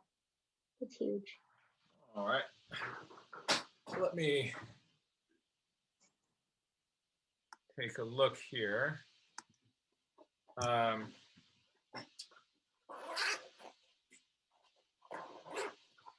What's it say? 60. It goes from 20 to 60. I know. Okay, there's, if you want that magnification, then I don't have it, but my spotting scope, it's the Celestron 52228. But there's another version of it, the 60mm version, which is the 52223. And that goes from 20 to 60mm, and it weighs only 595 grams. So you might want to check that out if you want high magnification in the field. Well, thank you so much for that suggestion. Yeah, go on. What's the maximum you like? I really don't have a formed opinion on that. I just think like looking through binoculars is cool because the birds get closer. I think there are probably other people who are really kind of no optics who have opinions about things that are more formed. I'm just basically going like, that's the eyepiece I have. Isn't that cool? Look how much closer the bird is. So I really don't know that much about microscope or telescope optics. And the second question is, why did you switch? What made you switch from the Bushnell Space Master to Vortex? Oh, my Bushnell Space Master is heavier. Oh, It's longer. oh. It is more dim. So it's been around so old. I think there's probably dirt inside it or something like that. So you look through it and it's a little bit kind of as if you're looking through a slight mist. Originally that wasn't the case, but I've just brought it so many places, and over time, I think probably just gunk has gotten in there, so it's just not as bright. So But it did a wonderful job of working very well for me for a long time. So, like, when I found it online, it looked like a very compact, tiny one. No, my Space Master it's this long, right? So, and it's big piece of metal. It's pretty heavy, but mine's fallen down cliffs and then kind of got up, dusted itself off, and I looked at more birds to it. Nice. Nice. Yeah, thank you. And I hope you can get a lot of mileage out of that scope that you have. Try to get it on that tripod, and then try sketching where you don't have to hold something up in your hands. It's so cool just to sort of sit there and kind of look down, and the birds in your lap. Good news. Good thing that my scope is a straight one, because the tripod at the minimum is like that much. I mean, that's the one you use. I mean, so. Yeah, you don't want to have to carry an extra wood box to stand on to look through your scope. I know, but when I'm sitting down, I'm usually not tall enough to do that. So. Yeah. Yeah, so good thing. Well, thank you. So I am going to, let's see, we had also, see, somebody a moment ago was holding up a journal. Cindy. Cindy, and then we're going to jump over to Judy. Good to see you both here. Cindy, you. Hi. Hi there.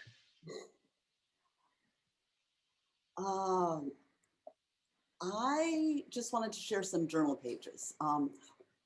We did that mark making class and I found it really useful. For some reason, it just freed me up that night sitting in front of TV. I started sketching, just using the little trick of going on the edges and trying to do the edges. Isn't that fun? And then when I did the edges around, I started thinking, well, I'll just do some more lines. So I did some more lines, and then I did some stippling, and then I did some cross hatching, and then I started writing, and I never was a doodler. And I've never done this kind of thing. So all of a sudden I was doodling and thinking, oh, what fun. And for some reason, that opened me up that I'd been out all week at the National Wildlife Refuge, just spending as much time outside as I could. And my journal pages looked like this. I'd have all these stories of things, and I'd find a leaf and find it was milkweed and do some things about it. And then I decided, well, I'm just gonna do it. And I haven't been to any of Melissa's classes, but one of her classes was, I saw that she's going to do something on looking back over the spring and what was in your journal.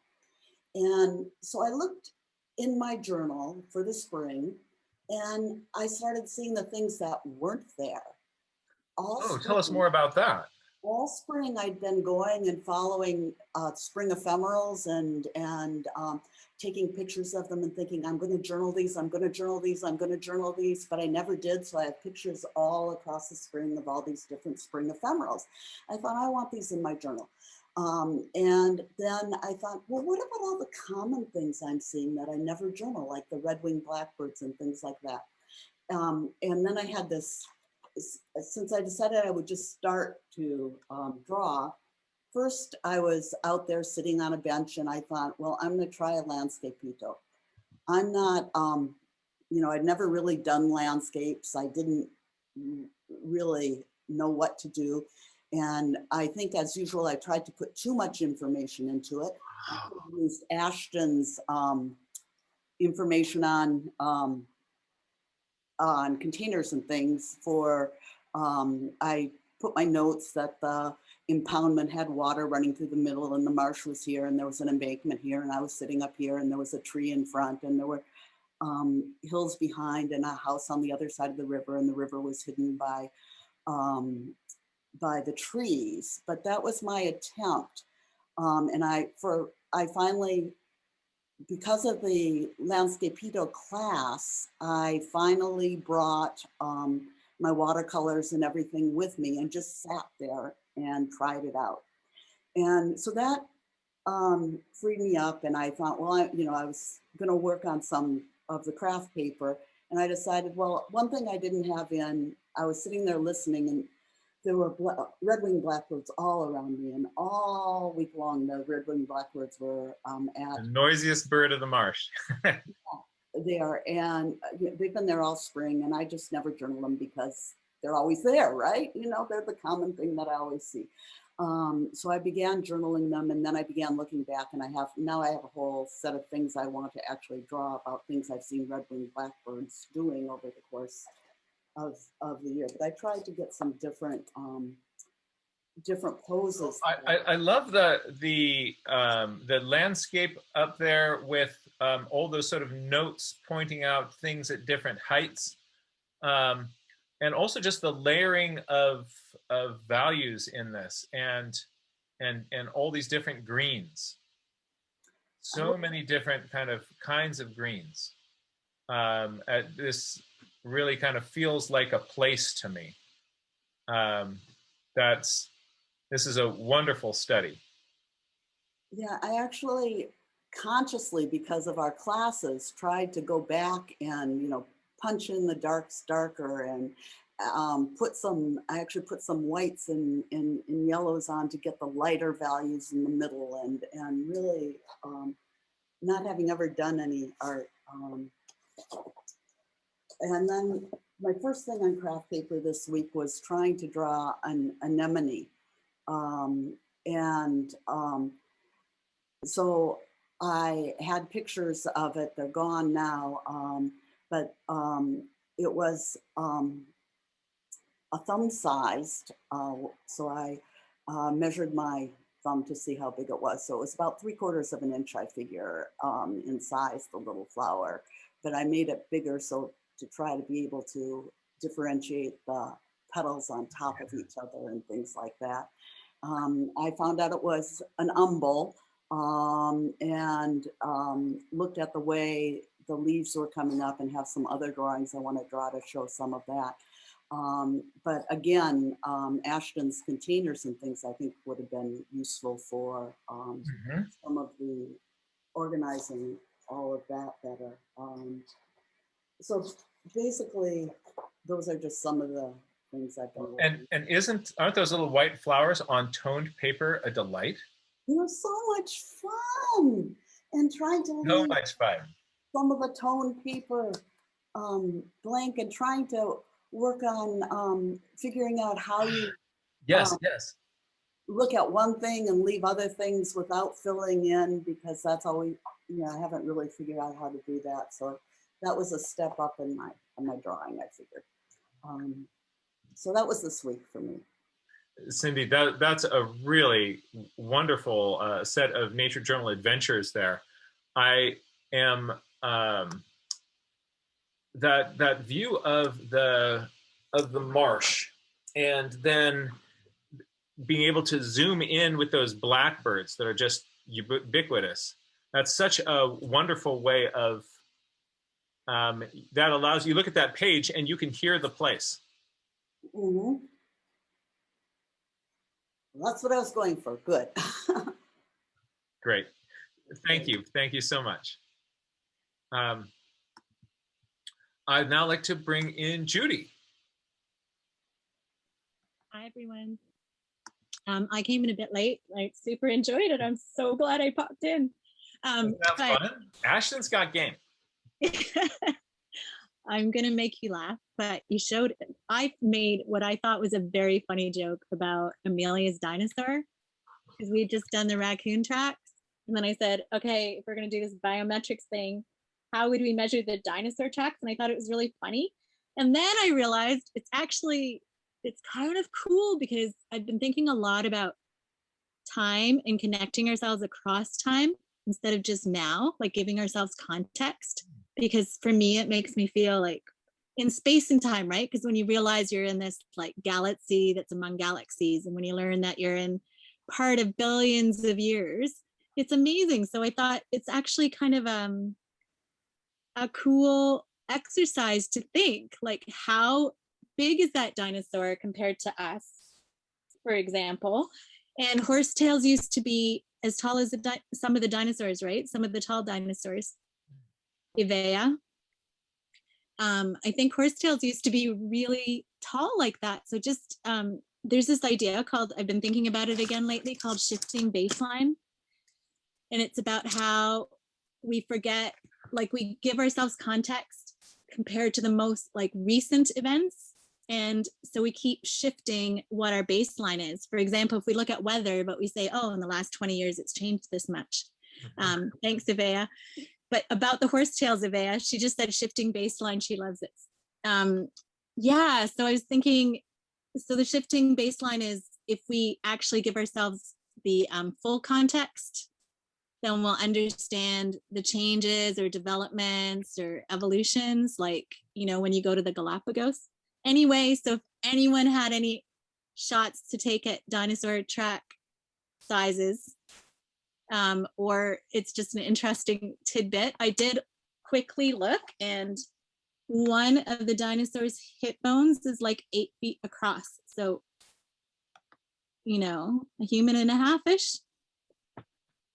Yeah, there are some wonderful dinosaur trackways. So we have preserved tracks of all sorts of extinct species, including dinosaurs. So there's places where you can see the dinosaur tracks running along, and places where you can see, I think there's one thing where it seemed to be that there's a pattern where there were smaller tracks on the inside, larger tracks on the outside. It is possible that this was a group of dinosaurs that was walking along with adults on the outside and the youngsters on the inside of the group. That's kind of cool. Wow. But your idea of baseline is also really relevant for nature journalers.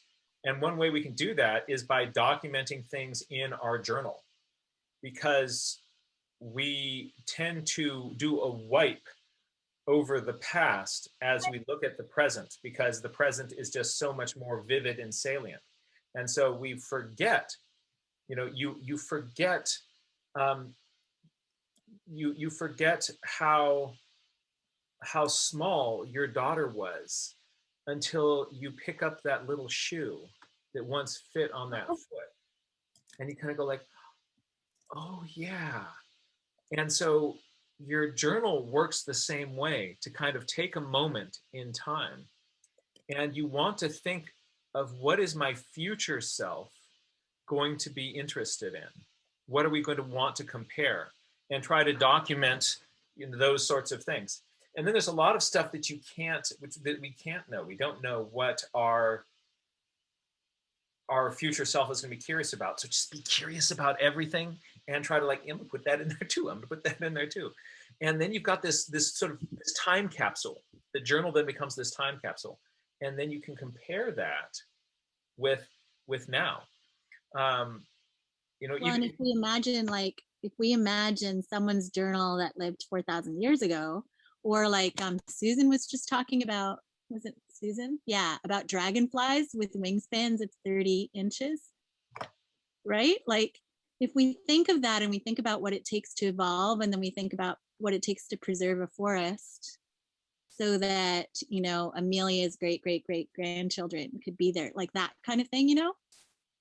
It's like, or how long a tree's been standing there. Like, I love thinking about, you know, this is when somebody started fire or whatever. Like just to compare, that's a bit early. But you know, put myself in context of when that tree was a little seed.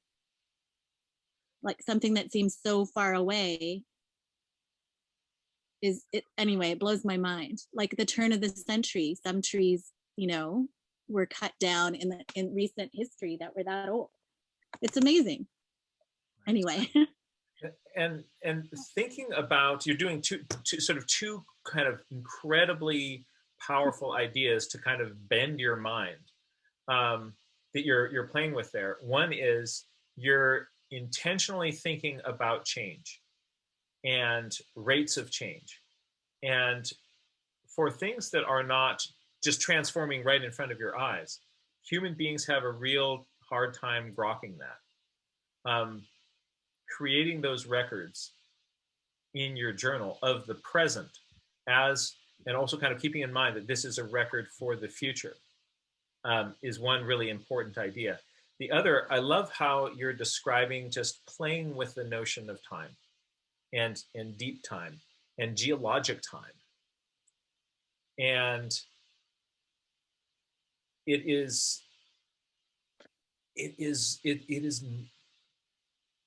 crazy to think about that sort of stuff. But the more we try to get ourselves to do that, you're sitting in the forest, and can you sit there in the forest and say, like, can I run this backwards? Right. What was before that? What was before that? Like I go up to in the hills around where I live, there's these redwood forests. And you go out in the redwood forests and there are these huge trees all around you. And then you find these places where there are even bigger stumps. Yeah, and Mary's talking about 100-year-old photos of glaciers and looking at them today. That's a neat one, Mary. Yeah. Or counting things. So you can also count things. When we do counts of the numbers of birds that were when I was a kid, sort of there are these recent studies that have come out that have looked at just world, or I think these ones we're looking at in the United States, in North America, populations of birds. How many individual birds are there? And from the time that I started birding as a child, walking around with my dad,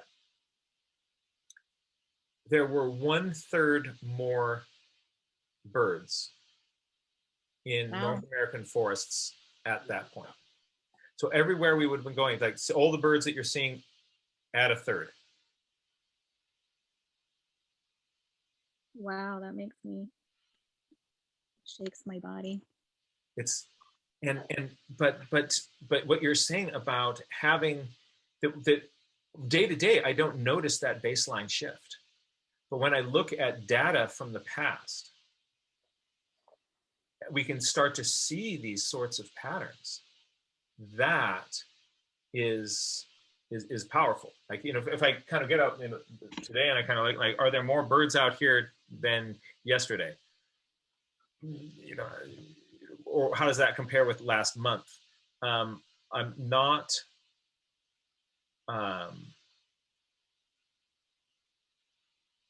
I am not able to sort of grok sort of changes on the level as of when going back to the time that I was a kid birding. But that's what the evidence shows.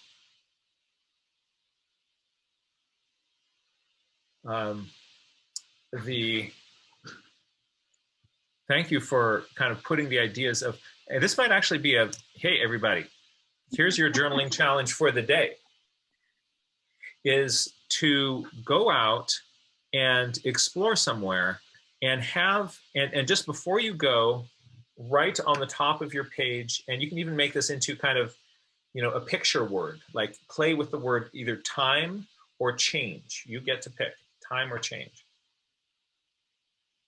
And let that just sort of prompt your brain, writing that on a page before you go out.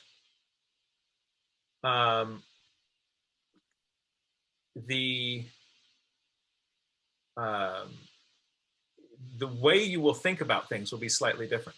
And just sort of see if you kind of can go journaling in a place and have in your head the idea of change and the idea of time. And that might get you just sort of thinking about, you know, time of the day, right? And how are things different there? It might get you thinking about geologic time. It might get you thinking about the season and the timing and changing. But just sort of see if with that, think of it like, you know, when you go to the optometrist and, you know, like this one or this one, this one or this one. So it's thinking about change is a lens that you can put in front of your eye and go out with the idea of, I'm going to look for change, or I'm going to look for sort of signs of time, and see what that does to the way that you think and explore.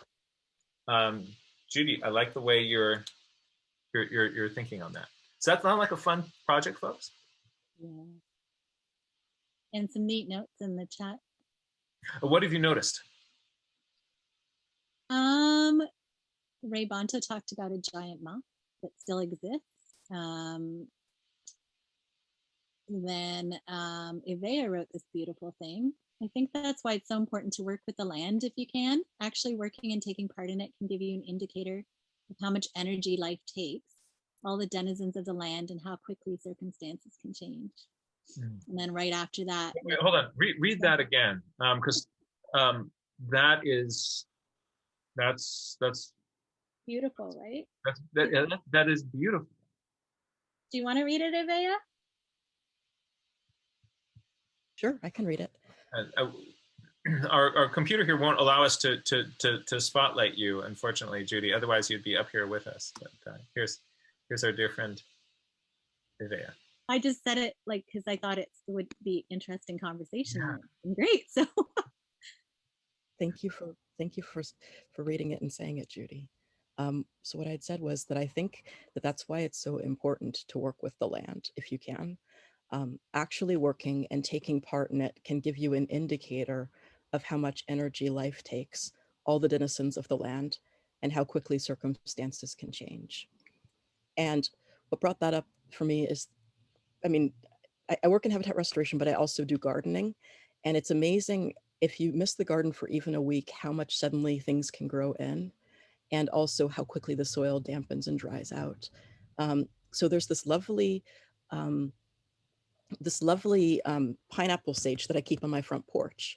And I do that partially because I just like having the beauty around, but I also do it because if I begin to notice the leaves are wilting on it, then it automatically makes me think of all of the other plants in my care, whether they're in the backyard or whether they're in the garden or wherever else they are. It reminds me to check on everything, because you'd think, oh, you know, it's just a plant, but they need a lot of water. And then you think about all the other things that need the water. You think about how one hot day can suck it all right out of the soil like a straw. And you wouldn't imagine that because you'd think that the water has resources, but it's so fast. Or if you play enough in the soil, you begin to feel how different soils are, how some soils will feel very nutrient poor.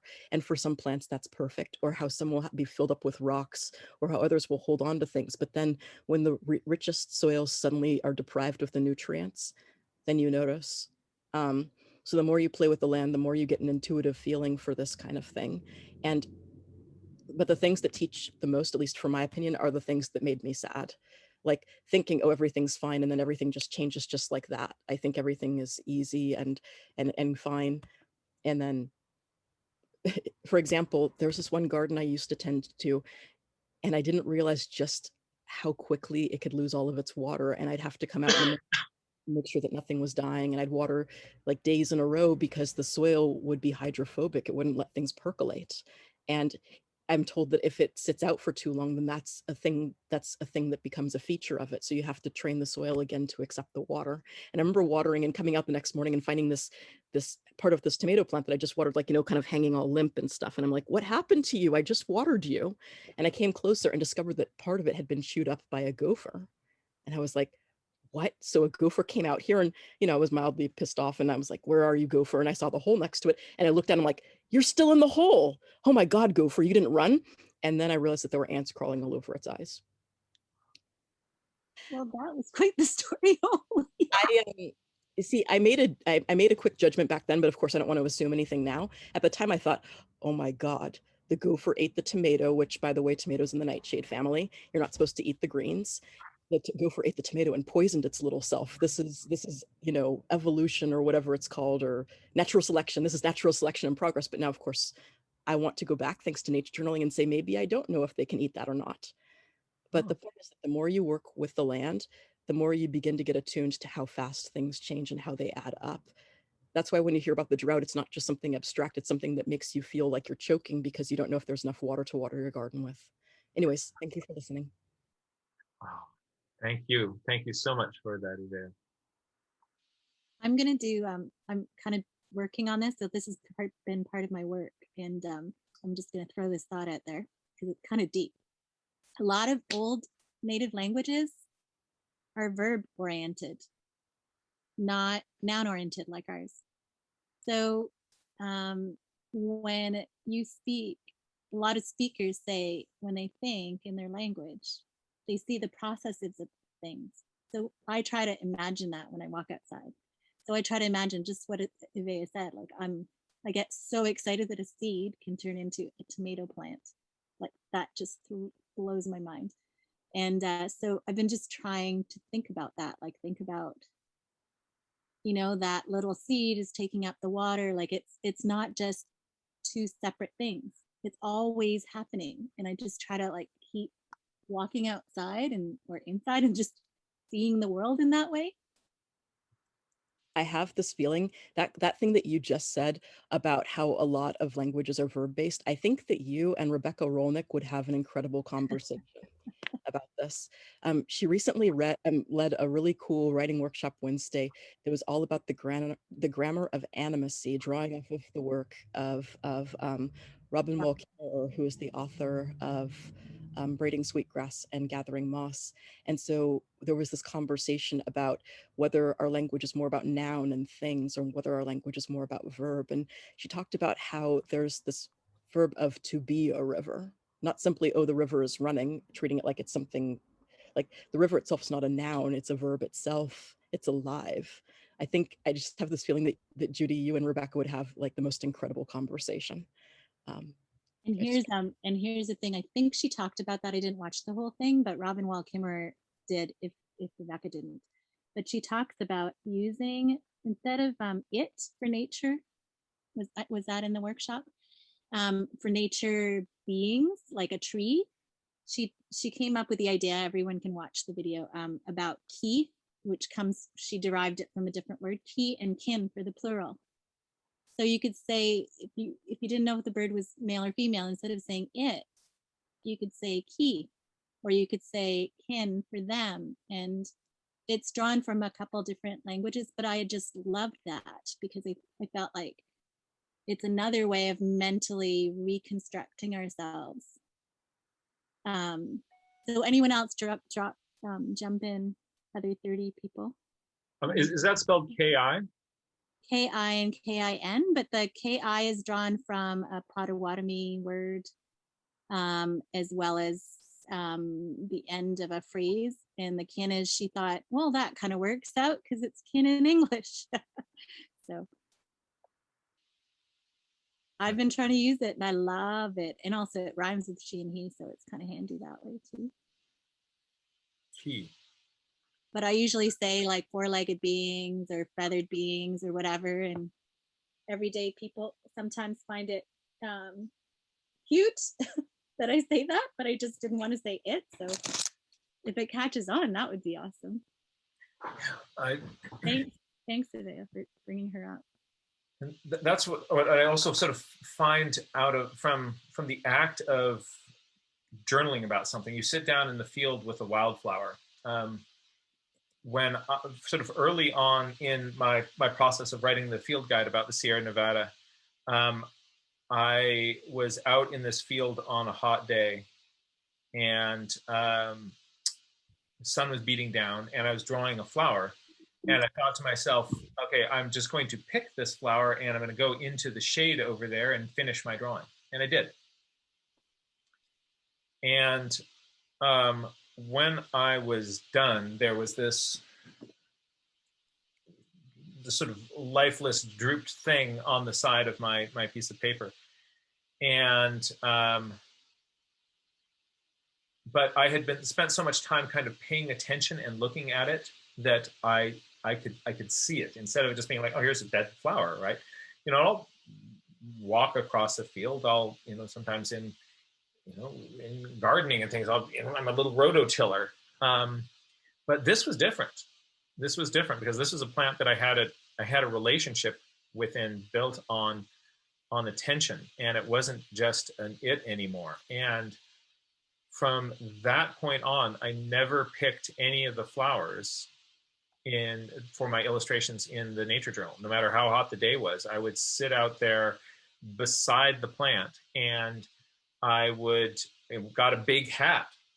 and because by the time you're done with that kind of attention, there's a relationship, and it's shifted from being an it to a thou.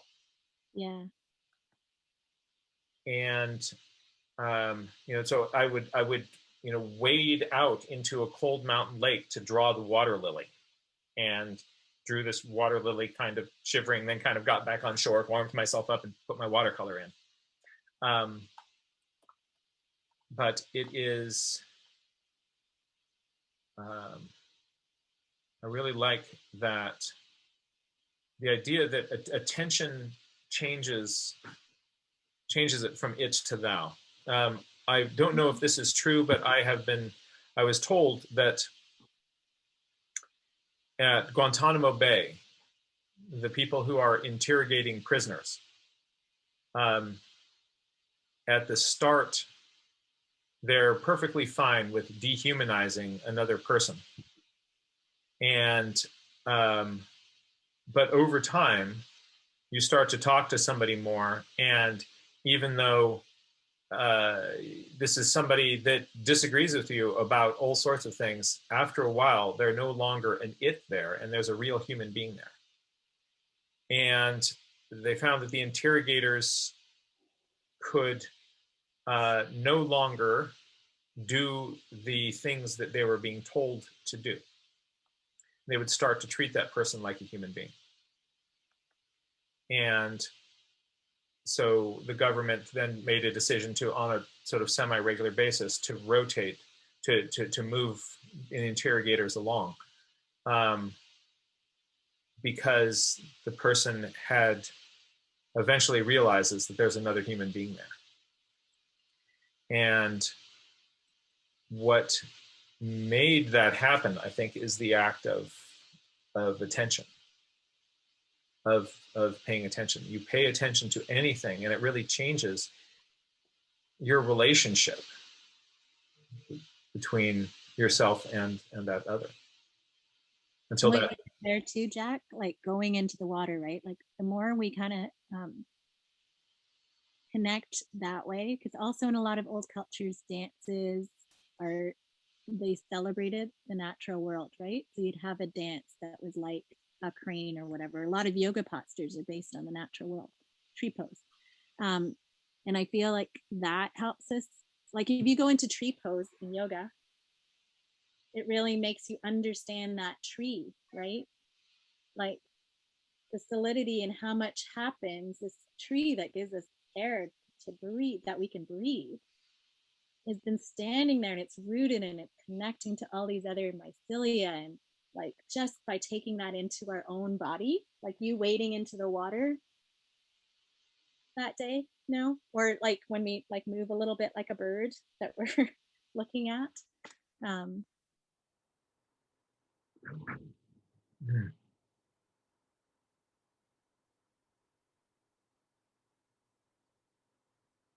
I think that story gives me a lot of hope. Just hearing it, even though it's very painful to imagine those circumstances in Guantanamo Bay, just hearing that the tendency will be to gain that empathy, that gives me a lot of hope. And it also ties in to what you said too about sustained compassionate attention. So that makes me think about people who I sometimes disagree with in my life. And it makes me feel a little bit more hopeful that we might be able to connect with each other someday if I apply that, if I just have to figure out how. So thank you for that. or even without figuring. I love that you framed it that way, Bea. Like without figuring it out, if we just commit to it, right? Like that's what we're talking about with this. Like you just commit, you're there, you notice, and you can't help but create respect by doing that, right? I didn't quite follow that. Unpack that for me. I really want to understand what you are saying with that, but I didn't quite follow that. I also do want to encourage anybody else who's in this jump in, space. please. No. I want to keep this going. But if there's anybody that also wants to participate in this, I want to encourage you to join this conversation. But Judy, please, I'd love to hear that thought again. Well, if we show up, if we pay attention, like we don't have to decide I'm going to like someone or something or understand it. We just commit to that. I think you called it sustained. I think of it in different ways, but you called it sustained compassion and noticing. I think you use those kinds of phrases. And for me, yeah, just the act of drawing something, someone sitting with someone, noticing another being, notice another human, just that, like just the regard opens a door. We don't know when that's going to open. We don't know how it's going to open. We don't know what it's going to open, but we just give it that, like we're present, and I feel like that's so powerful. And I've been playing with my sketchbook in terms of like not thinking too much about something before I start to draw it. Like the other day I saw a swan that doesn't come here very often at this time of the year, and it was so beautiful. Like we're just in this like spot. There was this beautiful, we just saw this flash of white. And when I went to draw it, I thought I discovered it through the drawing rather than going, okay, here's where everything is. As I drew it, I understood, I've been trying to do this more, the shape of the swan and its relation to where it was sitting, because as I was drawing it, I was discovering it. Like it wasn't just shadows and values, it was also like that's where it's sitting and connecting to the water. And this is the place that it likes to land. And for some reason this year it came at this time of the year, because there's something in what I'm drawing and painting right now that belongs to that swan, right? And why did that swan stay and the other ones flew away? I had my dog, and why did she stay? All of that, like, and yeah, that was a pretty cool day. I get all excited. Yeah. I'm glad I have Avea's face, both of your faces to see it. I think I'm going to put it on gallery view too. Yeah. This has been a really good discussion. Thank you very much for everybody bringing it up. But I'd like to just again elaborate on what Avea said. Thank you, Jack, for winding up our sessions that you so kindly, give to us, and these people you bring in for our acts of kindness. And I think that really made a difference trying to get through COVID. So true, Margarita. What was that experience like for you? I know that you,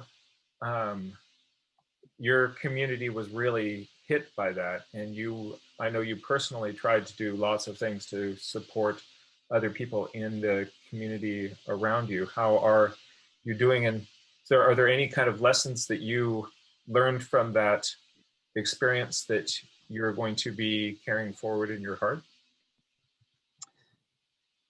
Well, sadly, 3 days ago, we went back to red. We've had a big explosion in Cabo and La Paz, and from unvaccinated Americans coming down here. So it's rearing its head again. We are going to start vaccinating people 50 and above, hopefully in the next week or two. I guess for me, it's been very sad to hear some of the things going on in the US of just this act of entitlement and disrespect. And I just think that makes me be a more compassionate person. And again, I'm still trying. I hired another guy to come help me in my garden. We planted 2 more trees this weekend. So just trying to keep the economy going. But I think that I know we have people in our group here from other parts of the world, but nobody has the advantages of the abundance of vaccine like in the United States. And I think it's just sad that we've not been able to share more, or the people that are so, I don't know really the right word, I want to say, have been so ugly about it, that it's really hurt a lot of people that, are still suffering here.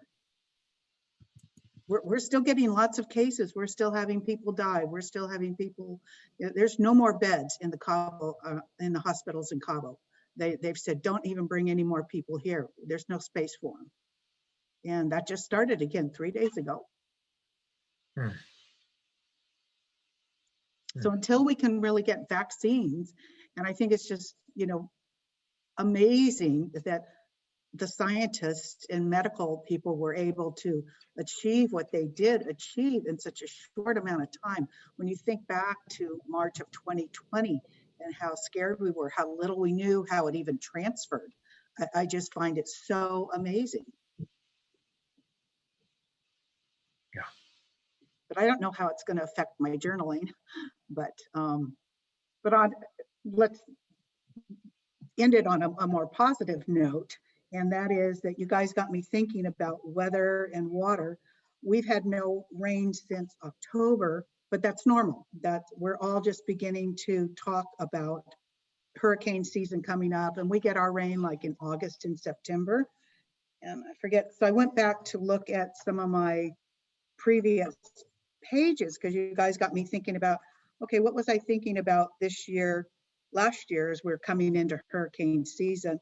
And I remembered I did this page on the rain. We had like a microburst that came through, and we had like 3 hours of wind that came, and just the palm trees were leaning like this. My dog went and hid, and the sky just went totally dark. And then we had this heavy rain for like 5 minutes. You couldn't even walk. It was so powerful. And I sat outside on my porch, and the birds disappeared. Everything went quiet except for the rain. And it was really amazing. The temperature dropped. I had made a note by 8 degrees. And then it opened up. And the horses started coming through. We have a lot of free range horses. And I'm not sure if they're chipmunks or squirrels, but they came out on the rocks. The quail families all came out. Just in minutes that happened. So just how powerful nature is and how amazing it is to watch it.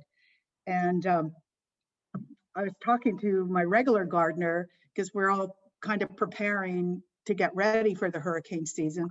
I said, yeah, the only thing I don't like about that is now we're going to have weeds again. We've had no weeds for months and months and months, because when you have no water, you have no weeds. And so, but the cacti are doing great. The cardones are all blooming, and the woodpeckers are just going crazy. They're coming in and building nests inside the cardone. So, it's just great what you've opened up our eyes to see how nature evolves and over the months, and then to reflect back on last year, what was happening at that time.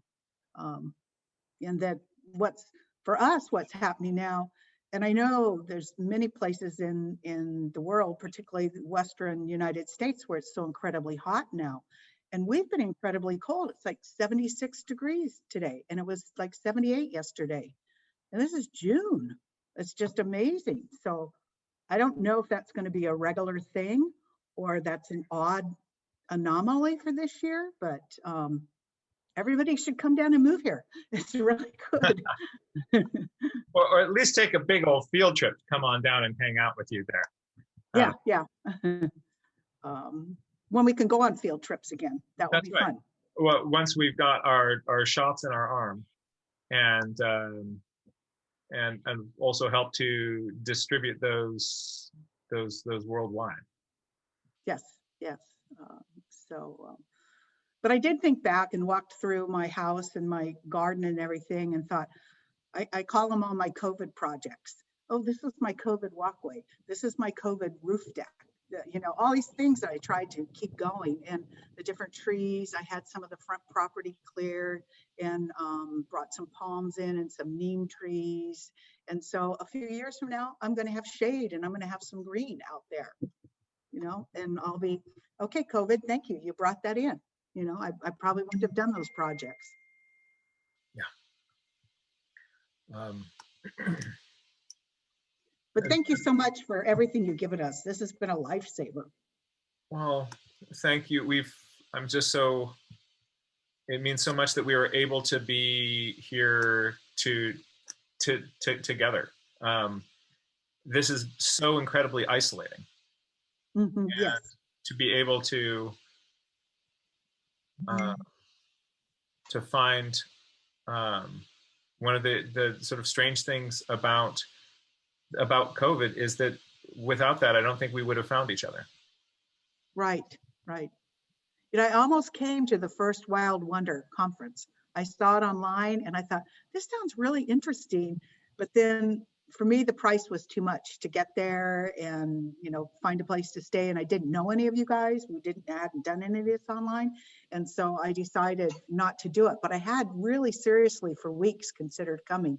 And so then when this came online, yeah, it's been a great opportunity. We've got people here from all around the world that we're learning about their nature and things that they're seeing.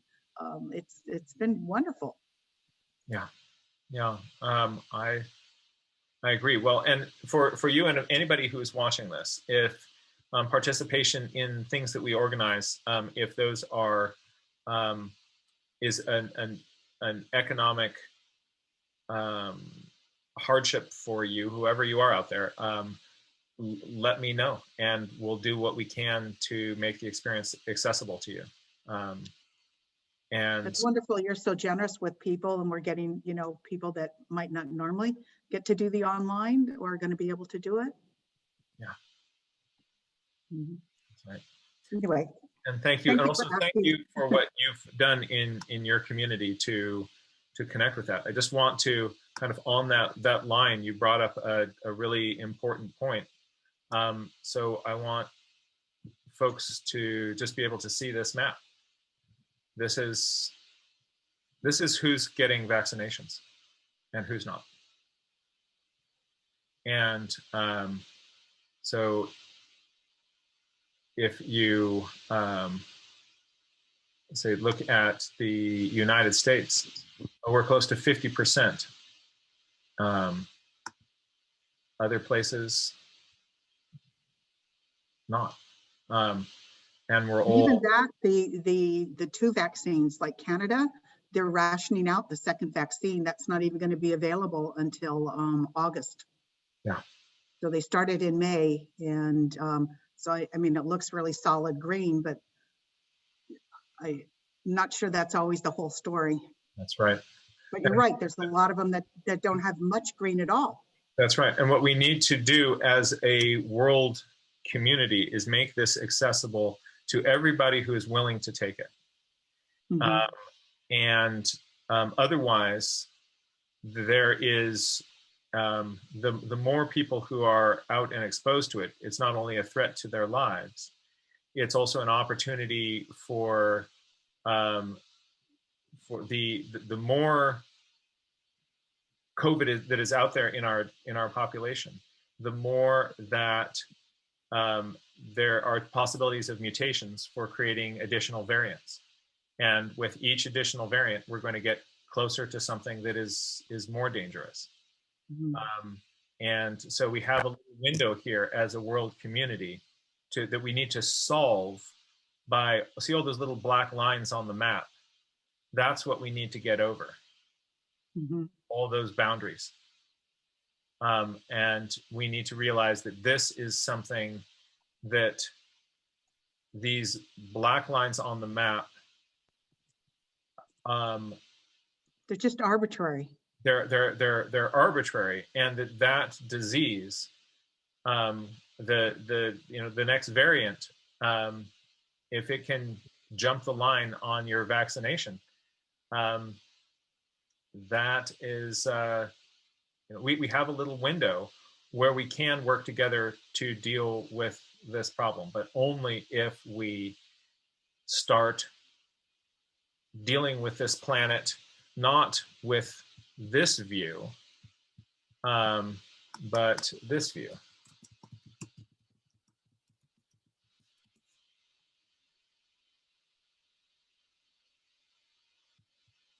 Oh, you know how to do a good segue there. This is in reality what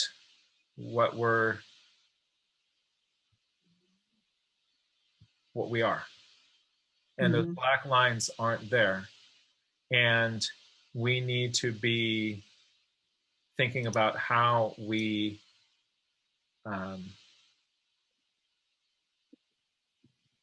can we get over our identity as being within one of those black lines to help and be to realize the fundamental real connection between us and everyone else. We really are connected by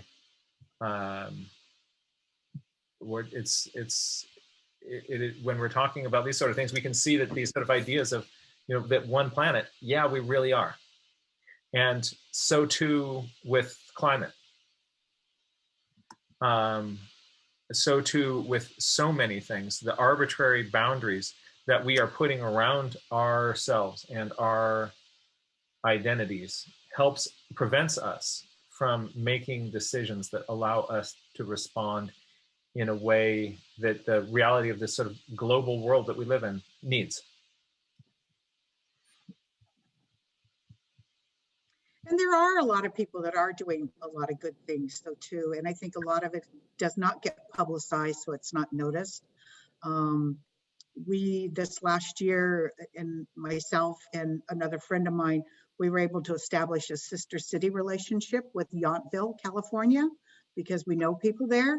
And there's, you know, there are people of need in that area that work the vineyards, but there's a lot of money. And we were just able recently to get 150 pairs of brand new shoes for the kids, because there's so many families here that haven't been able to work for so long. And that was great, but it was a challenge to get it across the border. But you know, things like that you don't hear about unless you know somebody that's actively involved. But there are people doing a lot of good things. We've kept our food bank going. Our little local tienda store has a box out front, so every time you buy something, you can buy extra things and put them in that box, which has been great. And that also is our species, that we are capable of that kind of compassion. We are capable of that part of us is equally a part of what it is to be this crazy thing called a human being. And whether you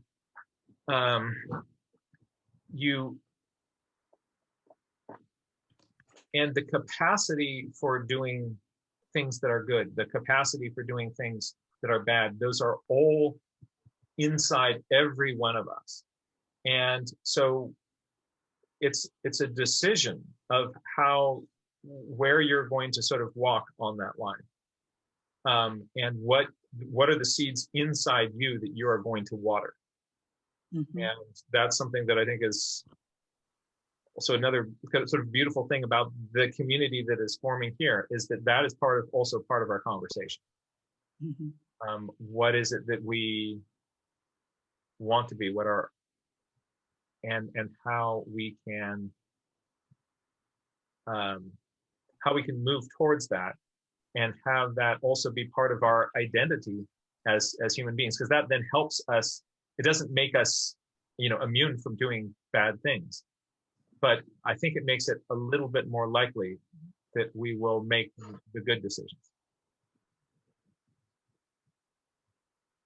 And that's the challenge that you young families have, you know, of training your families. And it's so nice to see, you know, sometimes the young ones here or the families together. It's really great in that they're getting inspired and can hear some of these messages.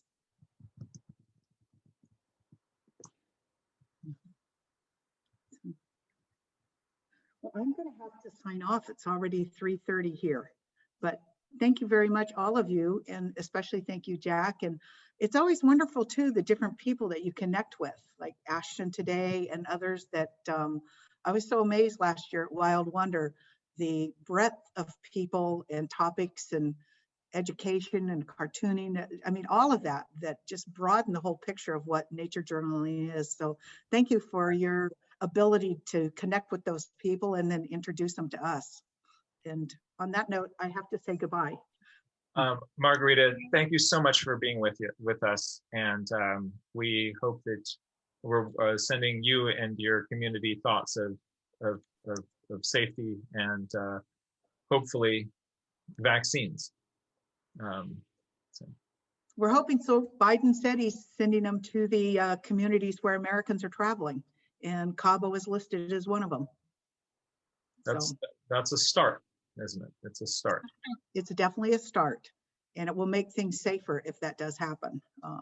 So, but yeah, we can do more, but it's a start. And I don't know, I was thrilled to be able to hear that, because I want the people that I know are in their 20s and 30s that are doing the hospitality work, you know, that are serving these tourists that are coming. I want them to be safe and to not end up dying, which we just had several last week at the resorts in Cabo. But yep, everybody still keeps coming and visiting. And I have to shut up and to get off that topic and just give you guys big hugs and thank you. Big hugs. Everybody's still here. Hugs and love to all of you. Actually, I'm going to have to close off soon too. I just want to end with one quote. This is something that I came across a couple weeks ago, and it just has been sticking with me. And it's a quote from a book called The Gulag Archipelago. That is by Alexander Solzhenitsyn, who was imprisoned in a Russian gulag and suffered horribly there and emerged with humanity intact. And I think that anybody who has seen the darkest parts of what we're capable of and still has hope, has something to say to us. And this is one of the lines from his book. He writes, "If only it were all so simple. If only there were evil people somewhere insidiously committing evil deeds, and it were necessary only to separate them from the rest of us and destroy them. But the line dividing good and evil cuts through the heart of every human being. And who is willing to destroy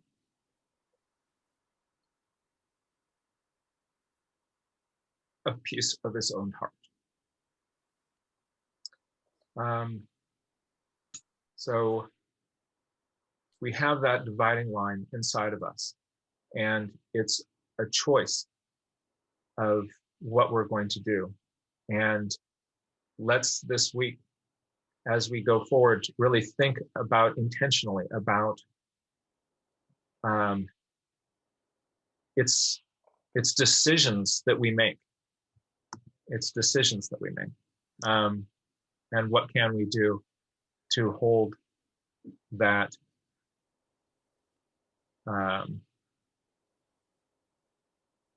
to try to be the best that we can, and knowing that we're human beings and we often will fall short, but we're going to do the best that we can. Dear friends, I love you. Be safe, be kind, and let's together be the best that we can in this world. Bye, Jack. We love you too, Jack. Bye-bye, my friends. Bye. Thank you. Thank you, everyone. Hugs for everybody.